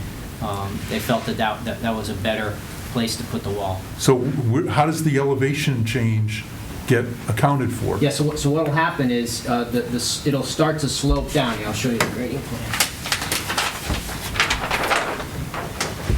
So what happens is that you're at a higher elevation here, and as you walk around the end of the wall, it starts sloping back down. So there's a contour and another contour, and then back down to the original grade. So it'll be that wall will be sort of like a V, disappearing into the slope as you go up this angled portion of the wall. The lower grade will start to meet with the upper grade till it disappears. DPW apparently has intersection and improvements in their TIPS application for future funding, and was concerned that whatever we did at this intersection didn't impede the kinds of improvements that Mass DOT would want to do with the intersection in the future. That begs the question whether or not the town wants the kinds of improvements that Mass DOT wants to do, but DPW was trying to leave the door open. So, if I could, Yes. I guess what I'd do is to kind of bring things back a little bit. Site and design review process can either be had or waived depending on the will of the planning board. Yeah. But that is separate from the town authorizing the construction of the parking and really authorizing me to negotiate a license agreement with Colvest Properties to basically make this happen. And I think all the points that have been raised have been good. I think the transit question, I mean, I would say it's not a true complete streets because it's not street. But the point of, we've already addressed, I think, in a very clear way, the pedestrian facilities. They'll be much more improved by what's shown here than they are today. Why is that? I don't agree, Stephen. I absolutely don't agree. It'll be exactly the same. It's going to go up and next to the building and back down. Why is the pedestrian... I'm going to challenge it because clearly I oppose this. You're clearly in favor of it, which is, I guess you're right, but as the town manager, you kind of, I think you ought to be a little bit more neutral. But I don't agree with that statement, and I want to challenge it because I don't think this has anything to do with the pedestrian movement at all. It's strictly parking, and I got to tell you that allowing for these number of additional cars to enter that intersection through this is a real problem for me, and I don't know, who gets to judge it beside the select board, that we're now going from what's a sleepy little group of 13 parking spaces with cars entering into a fifth entrance into the intersection to potentially 25 cars going in there or whatever it is, and I think that's as much of a problem as anything else, not to mention the loss of the green space. But I challenge it doesn't make any difference to the pedestrian act, that it makes a big improvement in pedestrians, because I don't think it does. I think there is improvement, and the reason I feel there's improvement in the pedestrian is that, especially when we look at the ADA compliance on the ramping going up there, that's really important. And I think that this improvement will, I think, make it a lot better in the way of parking. That's right now, parking's a little haphazard there, and I don't think very safe. If we are talking about having more commercial space there, I think we need to have the safer parking patterns for the pedestrians as well as the bikers. But even though it's not a street, I think even like the shops, we should look at bike racks. We should look, there's going to be a lot of bikes going up that pathway. We should realize that we're going to have a lot of pedestrians walking back and forth You have a lot along of kids that going way. to school up there. Going to while- school While there at are the same cars time. coming in and out. And for that's sale. why one of the things I requested was, do we have a crossing guard there? And there is a crossing guard. This is going to be an important part of our town. It is. It's heavily used, and I think it's some thoughtful planning. I'm for the expansion and the improved space, and I think it is an improved walkway. So can I answer the question? The challenge has been issued. No, he just disagrees with you on how there is Right, improvement. but there I'd is an like to actual hear. there is an actual answer for it. Okay, I'll let you answer, In but then we addition- need to hear the other select board's positions too. I haven't said a word so far. So, so there's a couple of things, a couple of points to kind of bear in mind. The first is, right now, okay, it's what's out there today and what are you going to get when this is done. That's how that was my first blush at it, okay? And then, what's around it today? What's the context of the neighborhood, if you will, that the project is going to find itself? So when you're doing planning, those are generally some of the overarching concerns that you look at. What's the net change, and what's around it now that you'd be changing here? And then what are the other tertiary benefits, some tangible, some intangible? So if I'll go through those, what's out there today is some parking that is not as well defined. It's not as wide as what they're proposing, but the parking isn't as structured and defined as they'd be proposing. And this is the first thing we focused in on, the exit right now, and I was looking on Street View as well, when you look at the pictures, it's wide open and it crosses very close to where the pedestrians go to cross over Bliss to St. Mary's. By necking that down, you're not only separating the pedestrian from the vehicles further than they are today, you're making the crossing movement across that driveway down Long Meadow Street a much shorter crossing movement for pedestrians. So that is a net increase in pedestrian safety at that one spot. Now, the volume of cars, and it is, and in the morning it's going to be busy. Alex Bagel or any commercial use is going to be busy. And so funneling cars into that intersection may be more than what we experience today, for sure, but how we do it is much safer under what they're proposing than the movement that is there today. And right now, people could turn back up in it because it is not as narrow as what you have. The biggest change is, Mark, and you pointed this out right from the very beginning, I agree with you. The biggest change is in the strip of grass in the kind of landscaped area that's there on the west side of the lot. So that's kind of the biggest give, if you will, that the town would have. And it's not nothing. But what do you get in exchange for that? And what's the context? So when you look around, St. Mary's parking, Bay Path parking, we talked about this last time. If you go, we counted About 5 or 6. 5 or 6 commercial properties. Virtually every single one of them has parking in the tree belt. Every single commercial property on Long Meadow Street has parking in the tree belt. Some, like Bay Path, the spaces open up right onto Long Meadow Street. Some they don't. Rinaldi's has a little driveway to go in and out, but it's right up against the sidewalk, and that's parking in the tree belt. So, and even right around this, like I said, St. Mary's has 2 lots, one on either side, that are right there, very similar to this. So the context of it, to me, it fit with the context of what's around it. And then the third thing is what kind of tertiary benefits do you get? We were asking Mike Zeller about commercial properties and the valuation. And I know that everything's kind of formulaic, but an empty commercial building isn't as valuable as an occupied commercial building. And I think that, truth be told, any viable commercial enterprise is going to need increased parking. And I appreciate the sentiment about public transportation and bikes, and they're certainly going to benefit from that. But the predominant means of accessing the site is still going to be vehicles. And I think, I'm struck, and I obviously haven't been here that long, but I'm struck by, it used to be this, it used to be that, it used to be this. Well, I don't know if the lack of parking has been one of the reasons why it's turned over so often, but you'd like to have something get in there that'll stay for a long time and be a fixture in the community.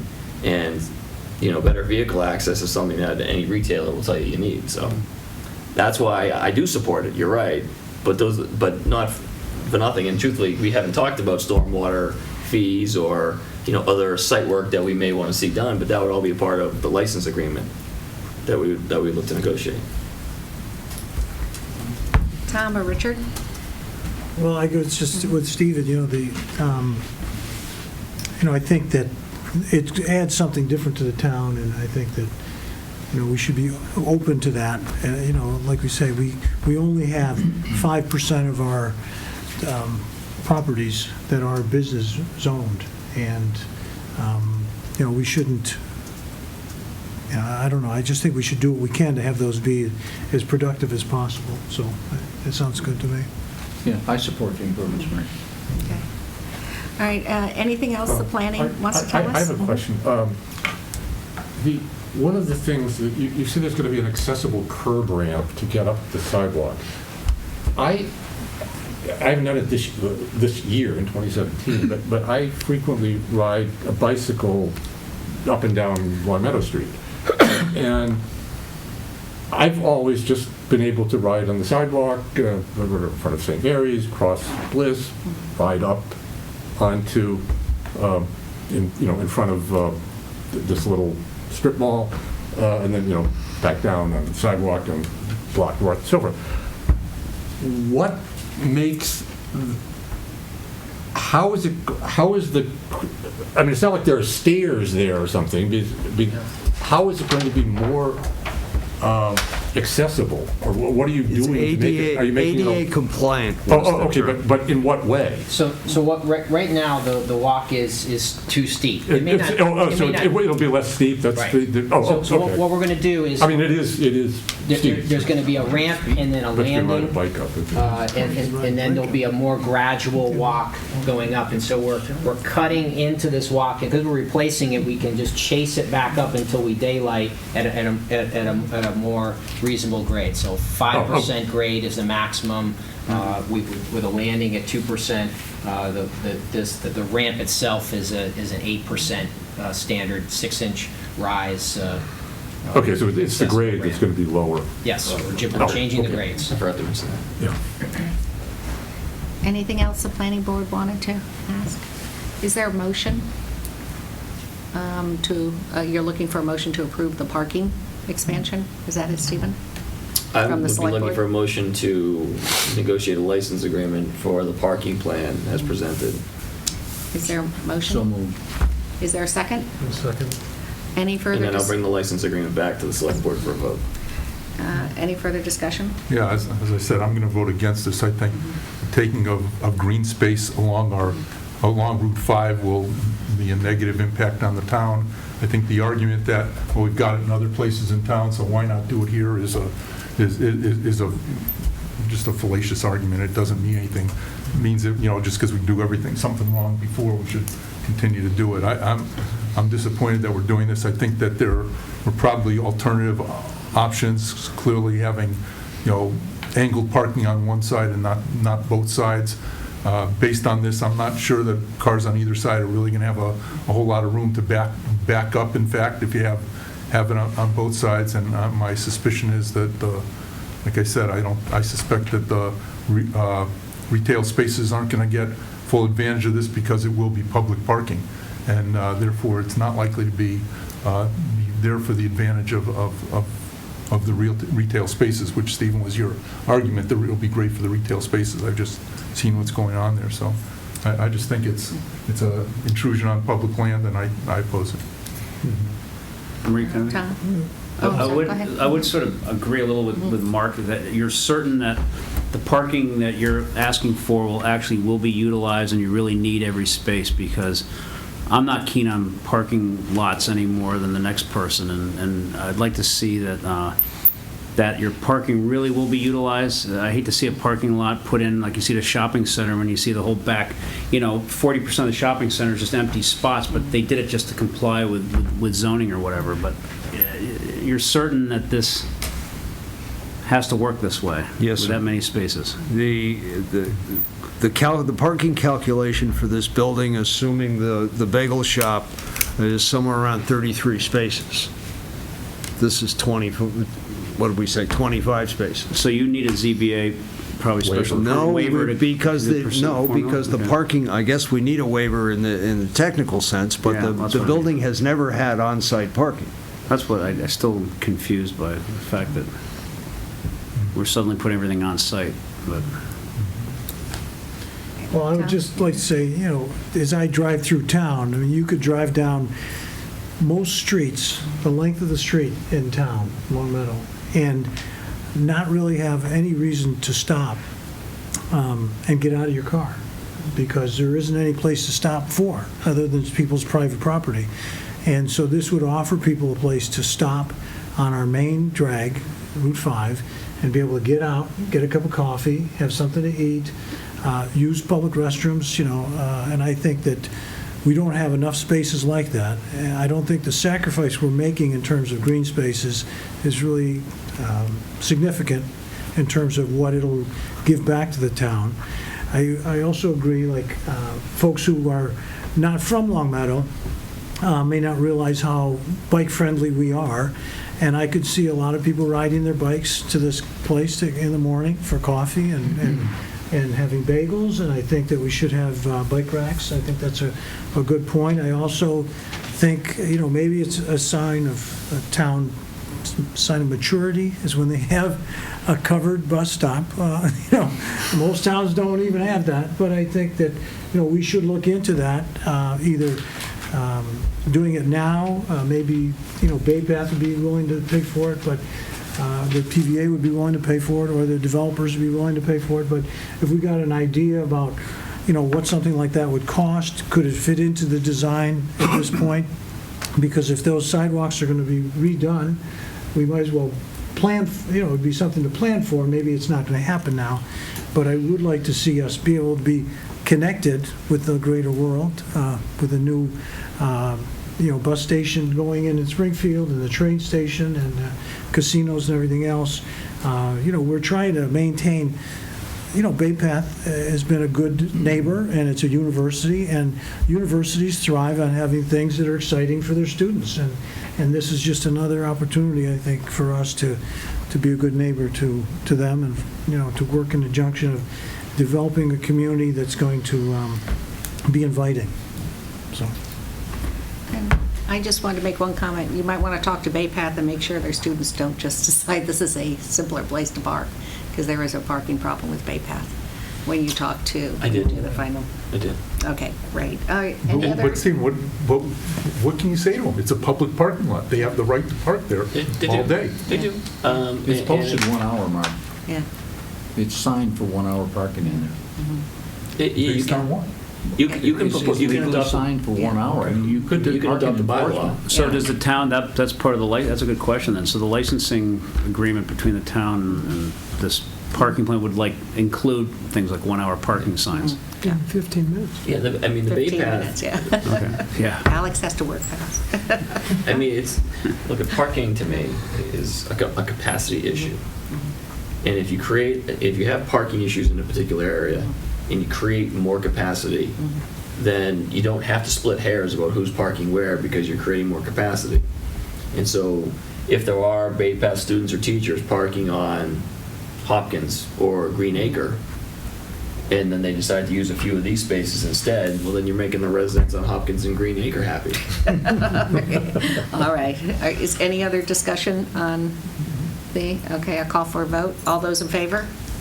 All right, opposed? All right, thank you very much, and we'll look forward to hearing on the agreement.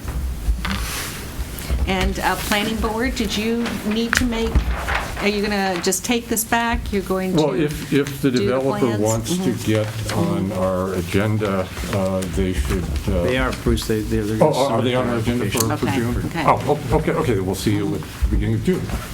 Actually, in the same room. Hopefully. Yes, unless we're kicked out for That's some of the board. Well, thank you very much for coming in. You cleared up some issues and answered some questions for us, so thank you for your input. Nothing I say should be taken You'll send a copy of that against for our project. Oh, I Just to think of management consent. Sounds perfect to us. Okay, thank you very much. Thank you. Or you send it to Jocelyn, I suppose. She has the ability to post it, so probably. Right, so you give her a copy and she'll bring it to our meeting. And then give them on mic, correct. Stephen, I have a question. We didn't have a list of people to vote on for interviews from the last set of interviews, did we? It'd be interesting. 2 meetings, isn't it? No, it's usually the next meeting. I'm not sure. So if anyone's here waiting to hear or watching, we're going to be doing our votes, I think, at our next meeting, which is June 5th. Why don't we go on down to approval of minutes? First of all, we'll do the May 1st, 2017 regular minute. Is there a motion? We approve the minutes of the May 1st, 2017 regular minutes. Is there a second? Second. Any discussion? All those in favor? 5, yeah. And a motion to amend the June 6, 2016. Debbie, was a great catch.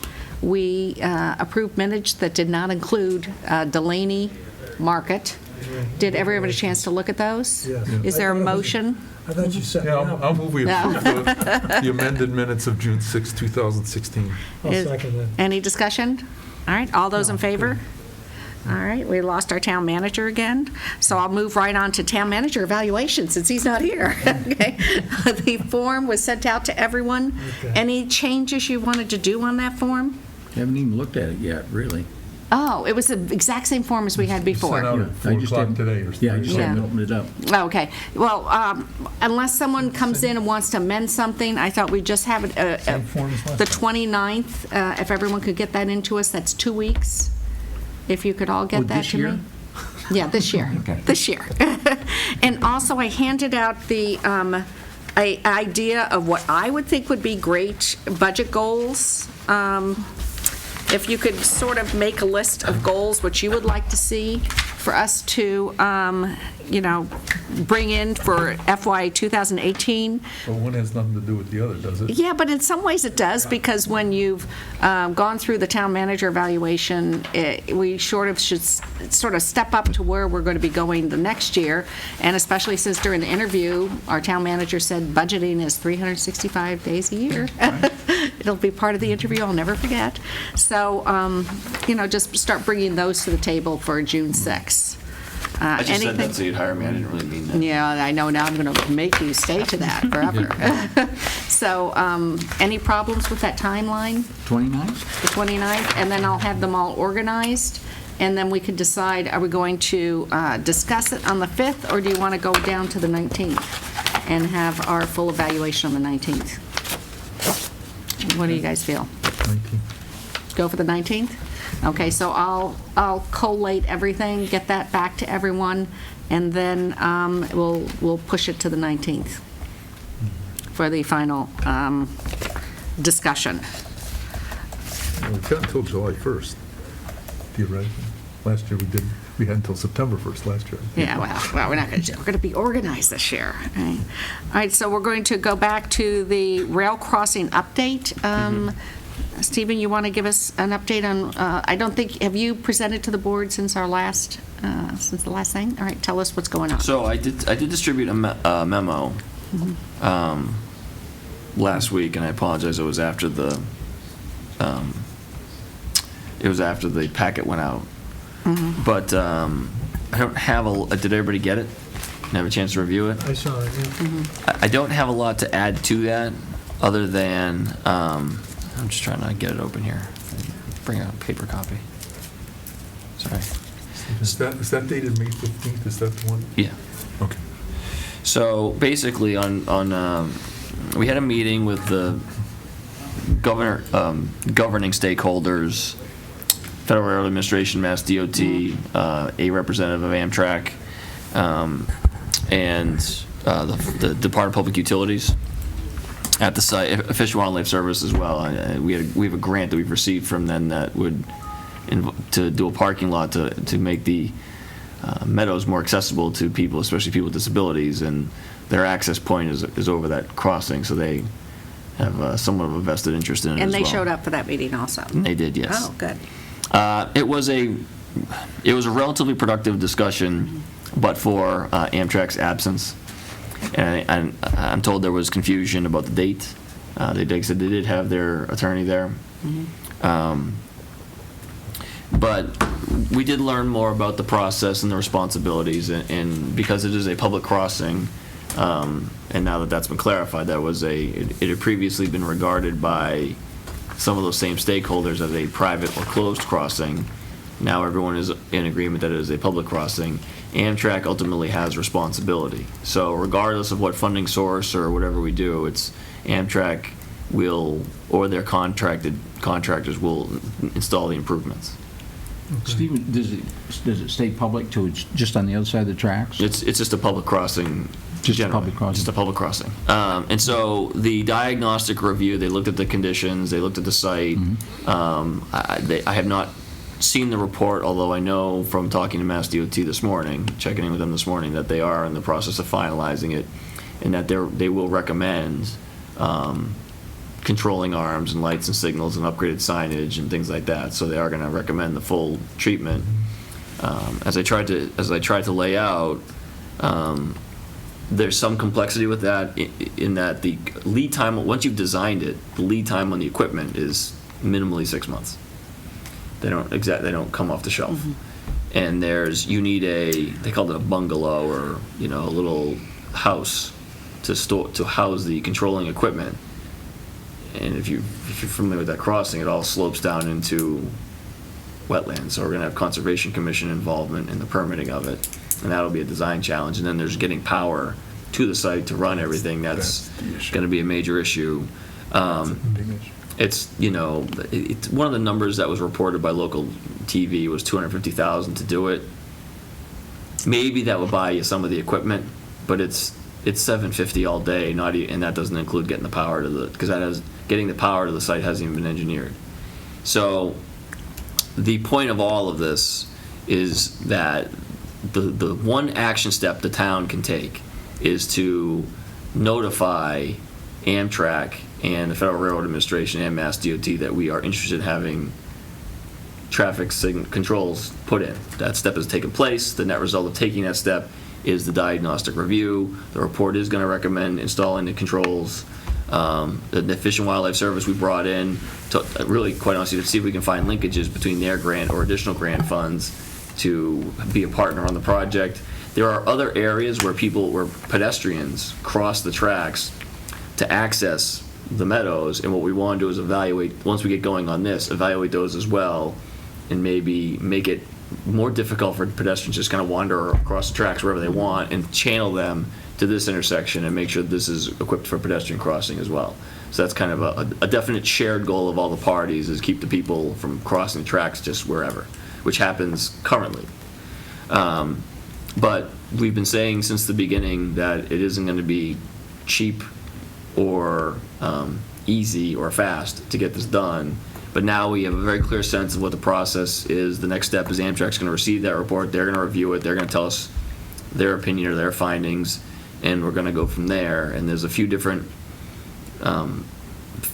pathways that can happen just depending on their response that I lay out. But there are ways for the town to continue to push this, and we will. But like I said, it's going to be slow and expensive, but one foot in front of the other, and everybody's committed to getting it done. Stephen, I had a couple of, there's two things that really I think would be beneficial for the town that Amtrak could supply us. And I think one thing would be the regular schedules of trains that are going to go down that track. Like, if there's always a 7 o'clock train, or if there's always a 4:30 train. And I know that's going to change because the amount of traffic going between Springfield and Hartford is going to increase. But if there was a way that we could get the regular schedule, maybe that could be posted on our town website. We could have, the DPW should know what that schedule is, I believe. And I think the other thing is, in situations where Amtrak announces that there are no trains running, and if they are going to have a plowing schedule, I believe our town should know the plowing schedule. And I think that they should, we should have some kind of open communication. I want to caution about talking about the accident. Yeah. We're talking about a crossing. Well, I'm talking about trains moving up and down that. Any train, no matter, regardless of purpose, I think that we should have some way that they communicate to us when that's coming through our town. And if we could put it on our website, or, even, if it's regular times, have it posted where the crossings are. Because like you say, some of these crossings in the woods where people are going back into the fields for bird watching, we could say regular train crossings are at this time of day. It just may be a safety precaution that we can offer citizens, and I think that Amtrak should be responsive to those kinds of requests. Tom, I tend to agree, but I'm concerned about the false sense of security because of what I'll call late trains. Yeah. You know, that said, Sure. well, there's, Yeah. Or early it was the 3 o'clock, well. Early, okay. So, Tom, let me say this, Yeah. because I think you raise a good point, but people who walk on the tracks at non-designated points are trespassing. They're Right. subject to fine and arrest. Yeah. And that's the problem. Yeah. I agree with Mark, I don't want to have it be, I mean, we can post the train schedules. Have you ever known the trains to ever really run on time? Right. And as Mark just said, but I think that we shouldn't be encouraging people to go down there and walk across the tracks unless it's at Bark Hall Road or Emerson Road currently. But that's the problem, and they're trespassing. It's Amtrak's property; they own it. It's not town land, and that's one of the things it's a longer term goal, but that's one of the things we're trying to tighten up a little bit. But in terms of the communication about the trains, I don't know that we haven't had that level of communication in the past. But you're right; that is an easy thing to ask for, and we certainly can. The one next step I forgot to mention in my report is looking to do something a little beefier to temporarily close the road on both sides. The sawhorses aren't really going to be a long-term solution. One of the things when we were out there was I asked about that, and they said, yes, you can do that, and no, that does not count as the permanent solution to what we're doing. I didn't want to do something and have them say, yep, we're good, problem solved, and everyone committed then and there that was not going to be the case. I just only have one copy, but we are really talking about something fairly rudimentary, because I think the big thing is if it needed to be removed in case of an emergency or something like that, we'd want to be able to do that. And so something even as simple as Jersey barriers with using some kind of connection, just a farm gate, something that could fairly easily be broken down, or clipped with bolt cutters or something like that on both sides, very cost effective. That a fire truck fits That a fire truck can fit. This is actually the fire chief's design and his graphic. So I see he didn't want to put his name on it, but I'll embarrass him. But it is a very clever idea, wide enough for a fire truck. The gates are 16 feet across. It's very cost effective. Did you show up to the camera? I'm sure. And we haven't really committed to this. But you're discussing it. Yes, we are discussing it. It can be done very quickly, whereas like fabricating a gate and finding pilings and doing all that stuff is not as quick or cheap or immediate. And so that's why we kind of like this. One of the things we're going to do is we're going to take develop some concepts, meet with the folks in the neighborhood on West and Dunn roads, get their take on it, and then come back and make some final decisions here. With all due respect, if they don't like it, wouldn't we be doing this anyway, though? It's communication. Okay. It's communication. So it's informing them of what we're doing as opposed to asking permission. And why. And I like the idea of the breakdown. I'm okay with that. Anything else, Richard? Did you want I'm soliciting feedback. I think residents have been here. I think it's a little different because they're much more connected to this situation than I think it would be a typical neighborhood situation. Yeah.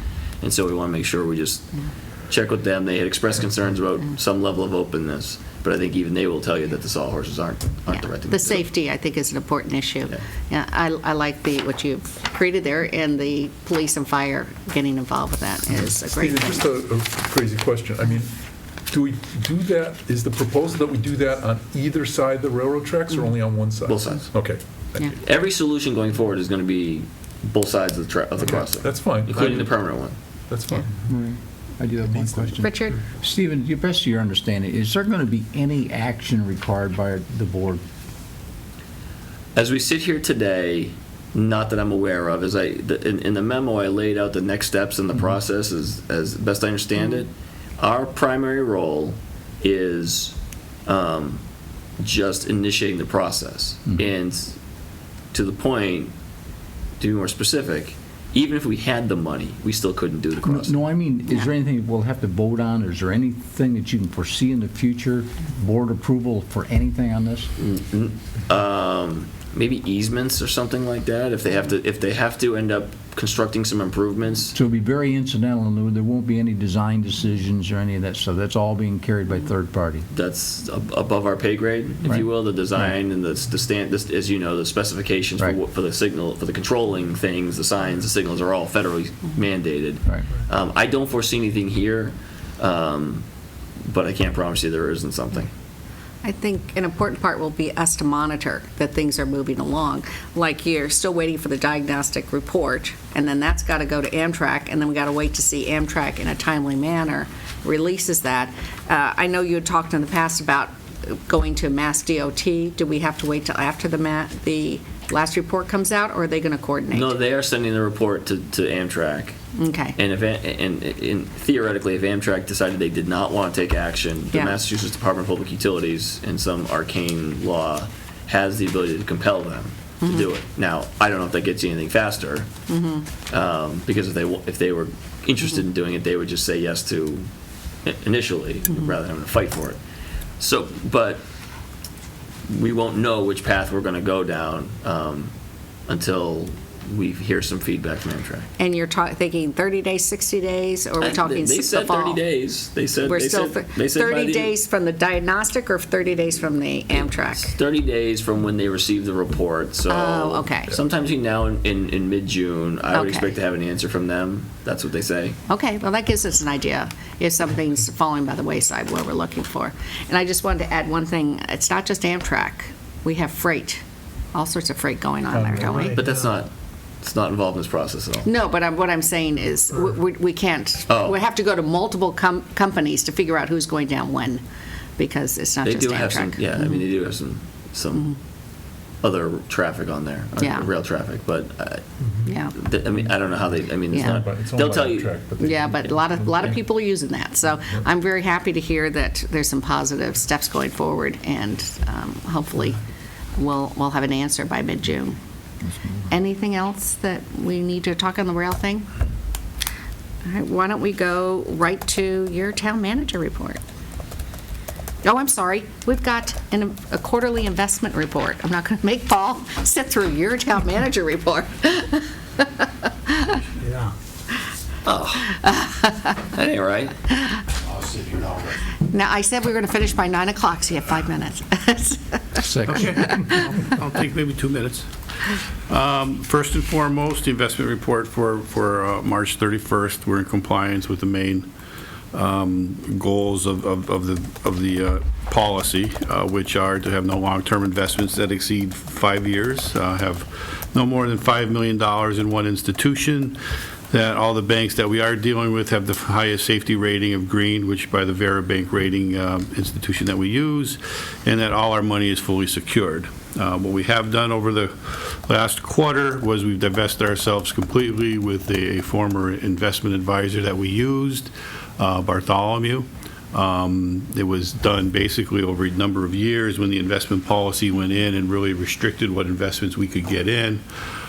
We started that divestment process, and we had a number of long-term CDs that we had at that time. Some of them were taken out for a 5-year period.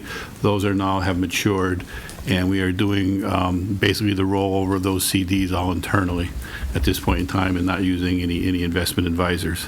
As you can see, the treasurer found a nice money market account with East Bank Savings Bank out of Boston, the money market account at 1.26%.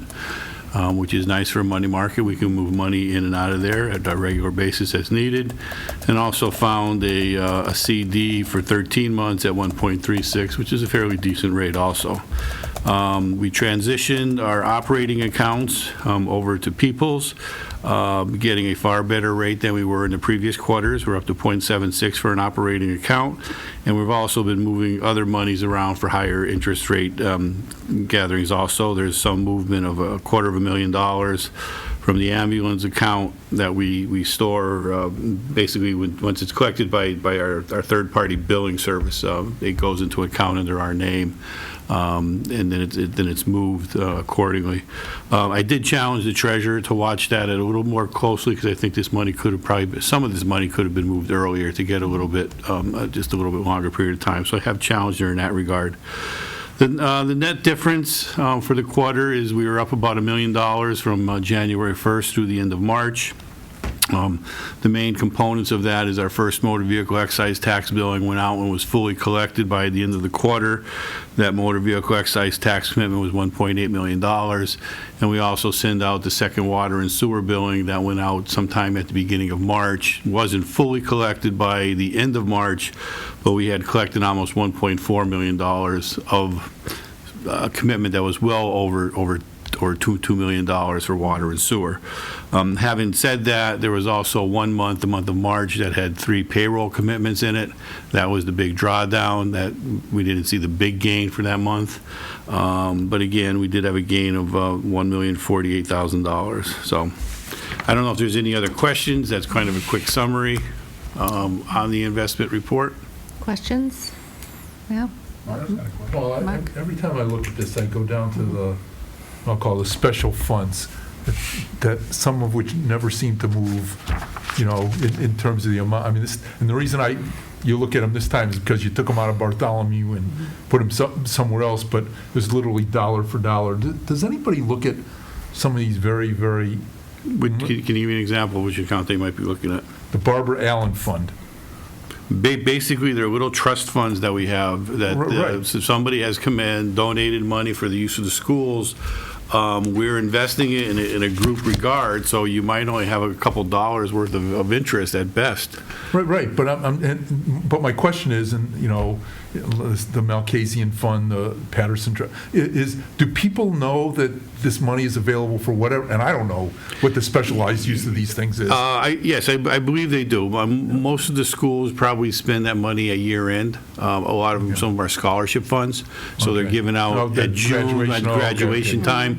Certainly, the Council on Aging periodically comes to me and asks for an update, as much as they haven't used their funds per se on any major items. They are. I don't know if the new director is aware. I should probably make him aware. But certainly, some of the members of the board, the Council on Aging board, are aware that that money exists, and they have the right to that money. So we actively promote the fact that specialized funds are available for specialized uses or criteria, people that meet criteria established by the fund. So we know it's not just that they're sitting there. There is some action on these. There's some action. Like I said, it's just rare. Like I said, Right. most of the Rare. school ones are at the June 30th time, by June 30th. Thanks. I mean, you see a fund that says there's $243 sitting there, you're saying, Right. we're spending more money managing it than we're tracking it than we are. Well, I mean, the reality is we don't really spend all that much tracking. It's all on a spreadsheet. It's all grouped. So it's a matter of just prorating the interest that comes in that group of things. So. Okay. Thank you. Mark, would it be helpful for you if we could get together, Paul could get together a list of who gets these statements and who sort of makes decisions about spending for all these It funds? doesn't help me. I think the people who make the decisions need to get the list. I mean, like the COA director for his and They get that on their financial If they're already statements. getting them, then I'm okay with it. Okay, so you're not worried. You just don't want to be out and that they're lost, that they're connected to some good person. citizen gave us a ton of a chunk of money to distribute. I'd like to make sure it's being distributed. So the school is, But Paul, every one of those funds are assigned to someone. I mean, you're assigned to most of them, I would imagine. Well, I'm not. I wish I was assigned. I'm not assigned to any of them. Most of them are assigned. They have specialized purposes for which they were donated. Okay. A lot of them are for the schools. A lot of those smaller ones, especially. And then you see again where the Council on Aging ones, they're purely identified there. They have about 4 amounts that were bequested to them over the years. That again, at this point in time, are really just accruing interest. They have not had any serious disbursements out of there for a year plus at least. It's been a few years probably, but they are available to them to expend. Because I wonder if there's no disbursements over a period of time, do we have any policy to contact whoever's in charge of that fund to see what their hesitation on dispersing it is. Maybe they have a plan to let it build up, but if they... Again, I mean, maybe the smaller ones, like the Barbara Allen Fund, I mean, they might want to see that grow a little bit better. At $243, they're not going to do much, but Right, yeah. unless there's something in the future that they had planned that is going to come in and match something, I'm not aware of that. But again, they are special. They come in with special provisions attached to them. If we take them, then we're obligated to follow whatever special provisions for expenditure that they've assigned to it. Okay, so any withdrawals or, payouts from those funds go through you pretty much to make sure? Yeah, they meet the criteria? absolutely. Anything on here, as far as the disbursements, will run through the accounting office, and they'll be created on a warrant that'll be signed off by the town accountant and the town manager. Okay, thank you. Yep.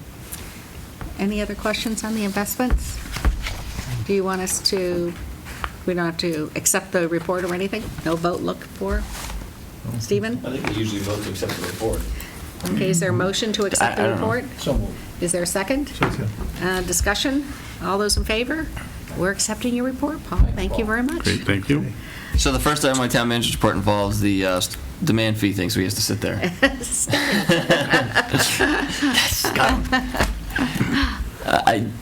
I did transmit the information you sent over, and if you want to just briefly describe, that, as you guys know, there was an amendment on the floor for the demand fee bylaw regarding shutoffs. Mm-hmm. And I asked Paul to kind of analyze what that would mean for us. And I think the biggest change that was there, I mean, certainly the shut-off allowance existed within the bylaw, and I don't remember when that original bylaw was created. We have not, the town has not used that shut-off provision in well over 10 years. We went through the lien process many years ago and have stayed with that. What will now happen is when we send out a demand to any delinquent water or sewer rate user, we also must notify them that, just in a statement, that the select board has the authorization to shut off their water. And I don't know if that's going to be threatening to that person or not. We don't, we're going to talk about how we're going to do it, if we're going to send it in as a special insert, or if we can just get it on the demand notice. But you may see something that is, or people hear that statement, and like I said, you just may get some feedback about that. We'll get emails? Is that what you're saying? I don't know, but you may, because it is kind of a very aggressive statement that it is there. We're not going to highlight it for them in bright letters or anything like that, but it is part of that provision that was amended and adopted. So that would just go out on a late fee? It'll only go on the demand ones. It will not go on the regular bill. I mean, that's the way that is written, that the $15 fee, which is our main goal of that bylaw change, that included in that $15 fee, there's the word and the delinquent taxpayer or the delinquent ratepayer be notified that select board have that authorization to pay by and up to 55 days thereafter or something. Okay. Any other questions? You'll let us know if we should be tweaking that in the fall and how that goes. I don't know if we'll even have enough time, because demand notices have already been sent out for the first billing. We won't be sending out another bill until September. And then 45 days after that is really right through October. So I don't know if we're really going to have any feedback for the fall town meeting. We may have it for the annual town meeting if we need to kind of just loosen up that language or eliminate that language per se. Okay, thank you. Anything else you need Paul for, or can we dismiss him? Other than, yes, well, now you can go. But no, so from a town Thank you. aside from I did distribute a memo, just a couple of things in it. But I have a couple of other items that weren't in there. The first is I just want to say thank you to the board. As you noted, the outset town meeting, I think was very successful for the initiatives that that the board put on the warrant.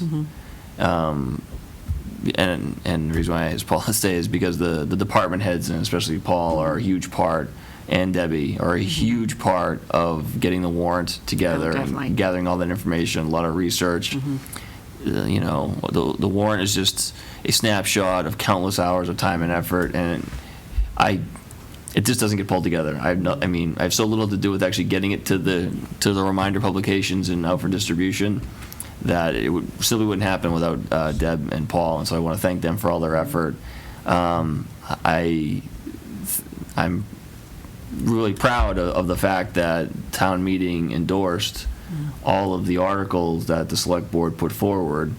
Even if we didn't all agree on all of them, I think it certainly was a demonstration of community faith in their local government, and that's meaningful to me. And it was probably, you know, one of the biggest successes that I've had in my career, and I say I've had, that I've been a part of.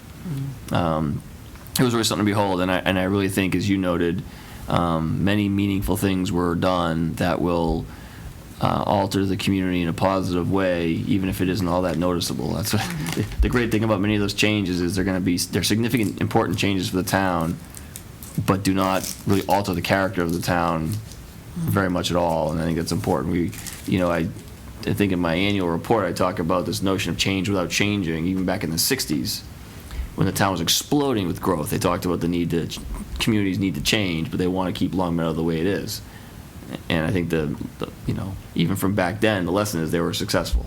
And, you know, the 2 nights of town meeting, I think, enhanced that success. So, anyway, on Friday I was at Chicopee for a regional dispatch meeting. We did submit today $8.6 million grant, and I say we, Westcom, the Western Mass Emergency Communications Center District Planning Committee, which now includes Chicopee. They voted, the Chicopee City Council voted unanimously Thursday to join the planning committee. So we had our first formalized district planning committee meeting with them Friday, and on behalf of the 4 towns, Chicopee. What other 4 towns? Yeah. Chicopee, Longmeadow, East Longmeadow, and Hampden. Okay. The consultant, the Correll Group, who was the original consultant, submitted today a grant to the state 911 department for $8.6 million, which would basically completely equip and start up this regional dispatch center, which would be located within the Chicopee Police Department. They've already actually made some upgrades to their communication center, so we would get the benefit of those improvements as we go in as a tenant, essentially. And I don't know if I said this the other last time, but we're taking to calling it the island. You know, we've kidded around about, you know, tropical scenes painted on the walls and, you know, that kind of thing, but it's important. It's an important nickname to make sure people understand it is completely distinguished and separate from the Chicopee Police Department. Chicopee sergeants can't go in there and start directing the activities of the dispatchers. It's 100% run by a district manager and completely independent. I think that's important to give all of us comfort that it's going to be the organization that we've been working on. The grant application, I'm disappointed I don't have the final that was submitted, but I will distribute it to the board as soon as I have it. It's got it's about 15 or 20 pages of new information, and then the last 15 pages or so are the district agreement that the board will eventually be voting on. It's still in draft form. There's some things we wanted to work out, but we just didn't have time before the grant application deadline, which was today. But the application is really good. I went over the weekend. It really takes you through why what we're doing is significant, why regional because you were talking about, do we have the time where we talk about, is this worth doing? And even with all the time I've invested in it, reading this document, I was like, yeah, this is absolutely worth doing. I mean, they walk you through it in a data-driven way, but also in a service level way as well. And so when I get it, I'll send it to the board. I think it's really, nothing I'm saying right now will be as good a testimony to the importance of this effort as that document. And I think I said when we first started, this is one of the favorite things I'm working on, and I think I'm even more optimistic about it as I sit here right now than I ever have been. Can I just ask a question, Steve? Yeah. One of the concerns that I can, conceive of happening is, does a small town of, 9 square miles of Longmeadow get lost amongst the big city of Chicopee?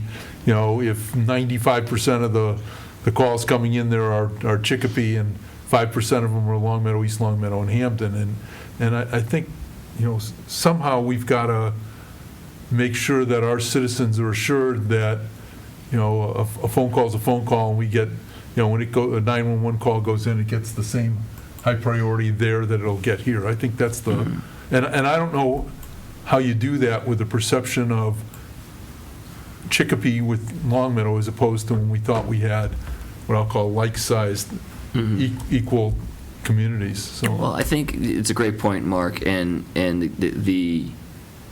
are a few things that have come up in the discussion that have really, I think, cemented for me that it's the right thing for Longmeadow. I mean, and the first is the service chiefs, Chief Dearborn, Chief Stankiewicz, 100% believe in this.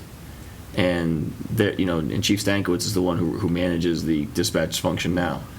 And it's actually Longmeadow is the model. And when and if this district does get started, everyone wants to come up to our level of service with civilian professionalized dispatchers. We are the only community. Hampden has civilian dispatchers as well, but it's such a small organization, such a small number of calls that it's not as busy a PSAP as we are. So Longmeadow's level of service, how we dispatch our calls, how we treat people, what the experience they get when they pick up the phone, that's what everybody wants to get to. And so we are going to see to it that we are setting the bar where we are, bring everybody up, and then bring the whole group to an even higher level of service by taking cell calls and next gen and everything else. It's from the very beginning, we've said if someone dials 911 in Longmeadow, no matter where the call gets answered, in their mind we want them to think they're talking to somebody on William Street. And everyone believes that we can achieve that, and I believe it too. The second thing is you'll have a district manager whose responsibility is to make sure that things stay proportionally equitable. We are using census data to establish population, and 911 keeps official stats on, the state 911 office keeps official stats on 911 calls. And so those are kind of the unambiguous data points that we're using to create our formula for annual share. That is all laid out in that grant application. And like I said, I think when you read it, you'll have a million questions, but a million more will be answered.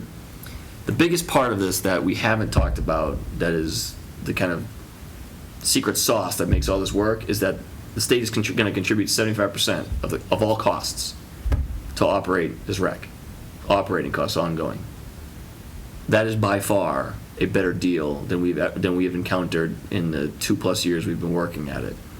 And if we are able to get the technology built out to where it is interoperable and redundant, and we could hire a manager who will recruit and develop the talent that we need for the civilian dispatchers, and we get to that level of service, oh, by the way, we're going to save a whole bunch of money annually. And I mean $200,000 plus each year, straight back into the general fund as a result of this effort. My response is Quinville. Yeah.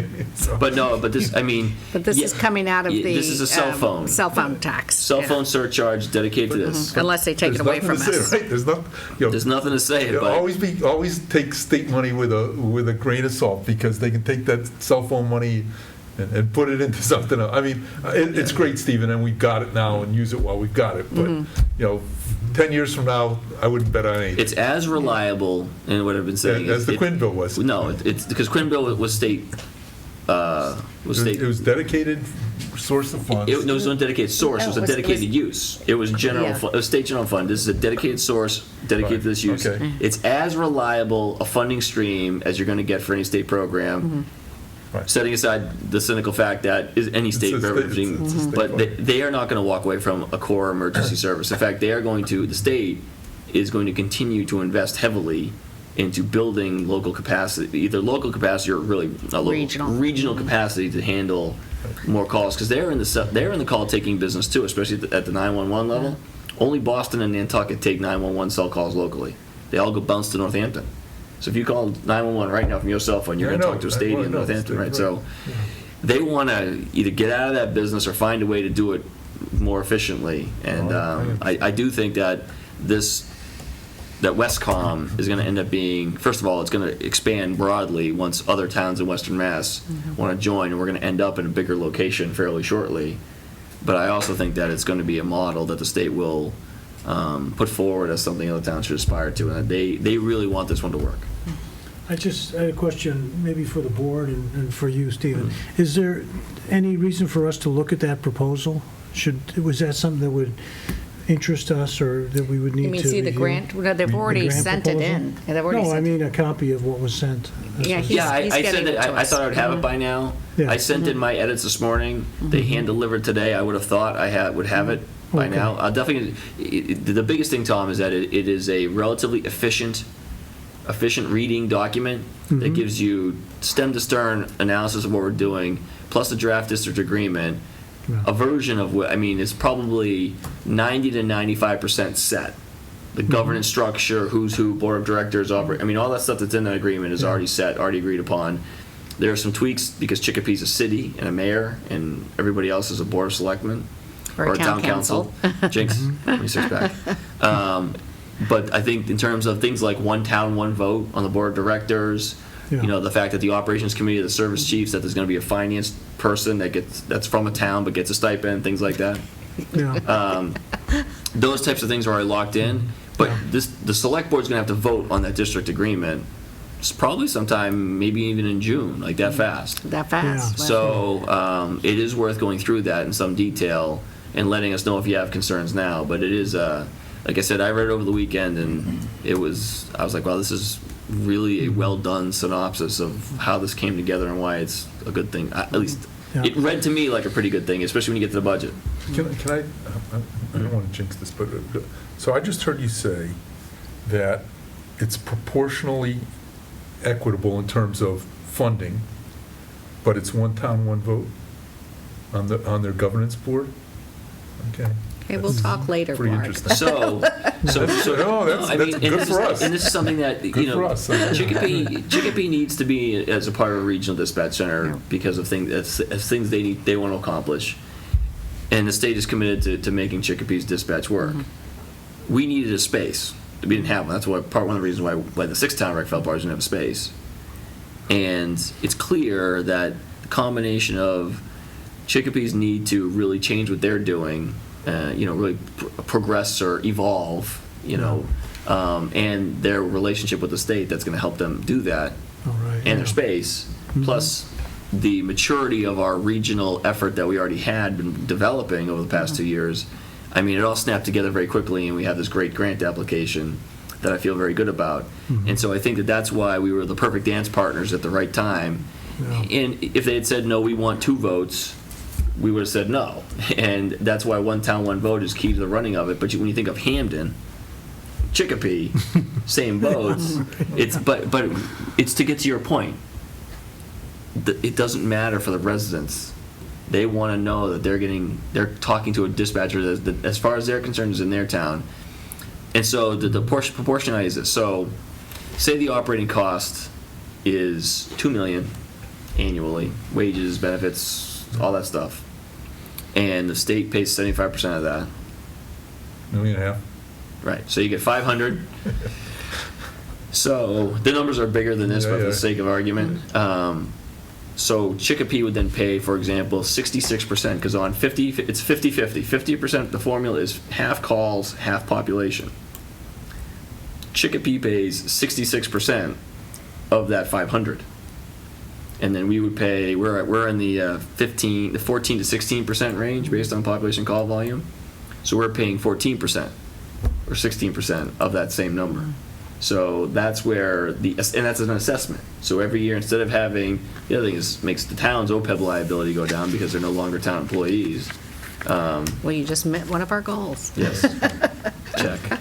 So, and I don't mean to prattle on about it, but it is. But they're rec employees, so directly. On March 29th, and I don't know if I reported after that, but I did. On March 29th, the 6-town rec essentially dissolved. Right. And I came back and reported how disappointed I was in that happening. And now we are here on May 15th, and a 4-town rec has submitted an extremely strong grant application to the state to advance a regional dispatch that still is honestly it's still the same structure that we had before. It's still Westcom. We didn't create something new. Chicopee joined us. We didn't join them. You know what I mean? That's kind of an important twist to all of this too. The towns still were in control. So when will we get to read this great document, this proposal? Will we get it next week or so? He's supposed to be emailing it out tonight. I'll forward it to you as soon as I get it. All right, yeah, I think we should be a little familiar with it. Yeah. So, thank you. And certainly, we can talk, if you want to talk offline or what have you about it in greater detail, we certainly can. But it's, like I said, I'm pleased as punch with the whole thing, and I honestly thought that at the end of March, it was going to be all over. We were going to be, and this just fell into place really fast. Anything else on your town manager report you want to cheer about? Well, we all know Debbie kicks butt, maybe metaphorically, but we're working on an arrangement. Just say amazing, that's all. Yeah, but we're going to give her the opportunity to do it literally now. You want to explain that? Yes, I know, this is so vague. Turn this into a bit of a arena here. So Debbie has been participating in the rape, aggression, defense classes that are offered by our police department and is good at it. And I talked to the police department about having an extra instructor, because each class must have a female and male instructor. And we have 2 female officers who do a very good job, but they also have shift work and family lives and things like that. And they thought having an extra female instructor would be a benefit. And they both endorsed Debbie as someone who would make an excellent instructor. So I worked with the chief to make sure she could attend that. And I mean, she enjoys it. I think it's going to be fun.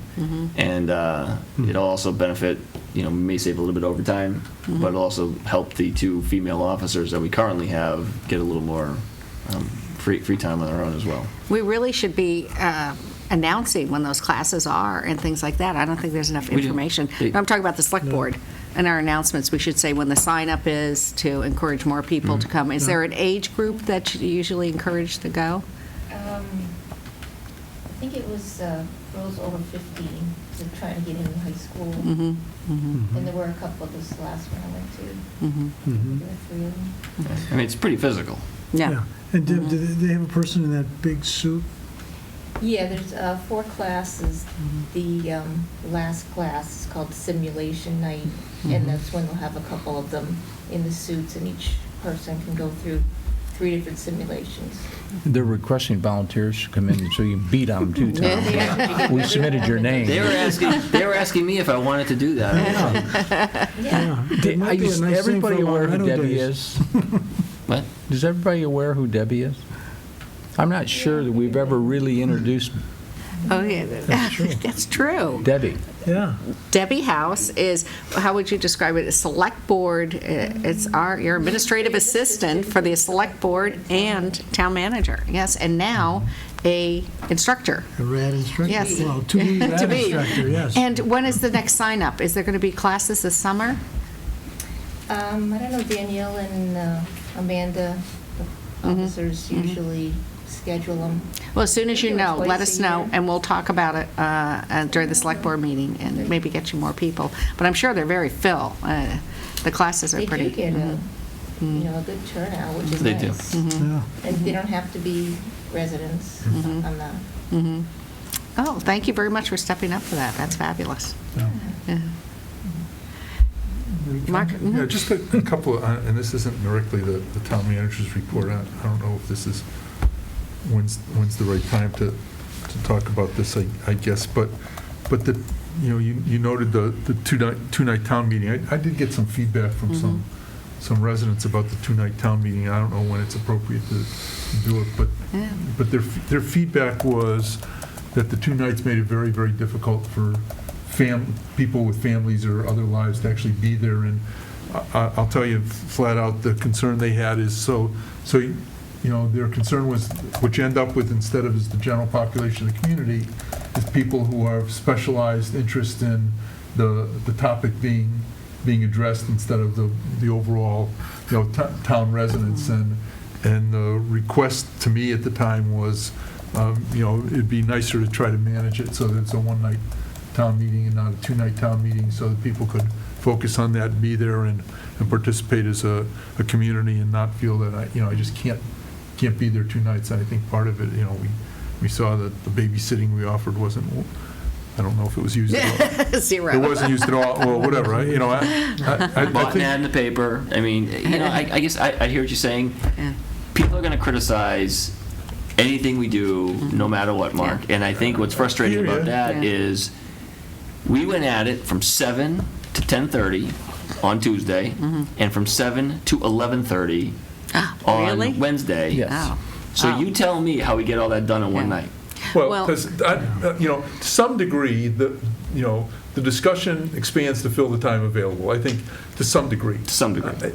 And I don't, and clearly the 44 whatever warrant articles we had were very difficult. I opposed the two-night town meeting, and yet I look back at it and say, it worked better than if we tried to, everybody felt there was a discussion, but if we're doing it at the expense of people not being able to show up, it's just something for us to be aware of. And maybe the answer is we need to better manage what we put on the town warrants. And I'm not giving you answers here, I'm just passing along the criticism, so you're right. As a select board, we should consider, and I know one of the things we've talked about, and we mentioned even tonight, is looking at a third town meeting for bylaws and zoning. And, because we've pulled a lot of back, and there's still a lot piled up that we have to start getting through, and obviously, when we saw that one bylaw that took an hour and a half, we maybe need to set aside. But then the question comes, as a select board, do we do it February? Do we do it in the summer? I mean, you have the snowbirds that get upset, and if we do it in the summer, then people are on vacation, so it's almost a difficult. You're going to get, like I said, you're going to get some, because I remember hashing this out with the moderator several times. We talked about it internally when we first broached the idea of a two-night town meeting. We had all these discussions. We needed 2 nights, and we knew it. And if every 100 years we do a two-night town meeting when stuff comes up, so be it. I mean, but, and this is going to sound terribly cynical. Then don't do it. But I made the same argument, Mark, that you did to the moderator, and town meeting is, and probably always has been, in many ways, a vehicle for special interest. And people come in, they vote on what they want to vote on, and then they leave. It's not a true legislative session in that they must stay for the entire warrant. We don't lock the doors? We only for the one vote. And that's where I think we won't be, unless we went to like a representative town meeting, you wouldn't be able to find a way to do it that can keep everybody happy, because people are by nature going to come and vote for the thing they want to vote on and then leave for everything else. And it's always been that way. But your comment that if once every 100 years we need a two-night town meeting, I'm okay with that. But if it comes in every year, we do a two-night town meeting. I don't want to do it every year. I'm still trying to recover. That's all. If it's once every long period of time. Well, I would think if every year we have a two-night town meeting, then we should definitely have a raise for all the people on the select board. I would agree with that. And the moderator. And the moderator, that's right. Yeah, she should get double her salary. Yeah, that's true. Anything else on his town manager report that you want to discuss? I was very pleased to see our fire chief is now on the council for, was it Department of Homeland Security? Homeland Security. That's fabulous, because I've seen some of those meetings, and it's important to have a seat at the table and where we're going with our emergencies. But everything I thought is moving along in regards to that. I know we reorganized the fire department, and I was pleased to see that. And last month, the police department also had their drug and alcohol awareness seminar at the high school. Officer Lombardo and our school resource officer, Pam Chaplin, did an excellent, well-attended program. Great. As well. Motion to adjourn? Okay, no other questions for Stephen? All right, motion to adjourn. Is there a second? Good job, Tom. Okay, discussion, all those in favor? Thank you very much for joining us. We will be here on June 5th for our next meeting, and we'll vote on those interviews then. Thank you.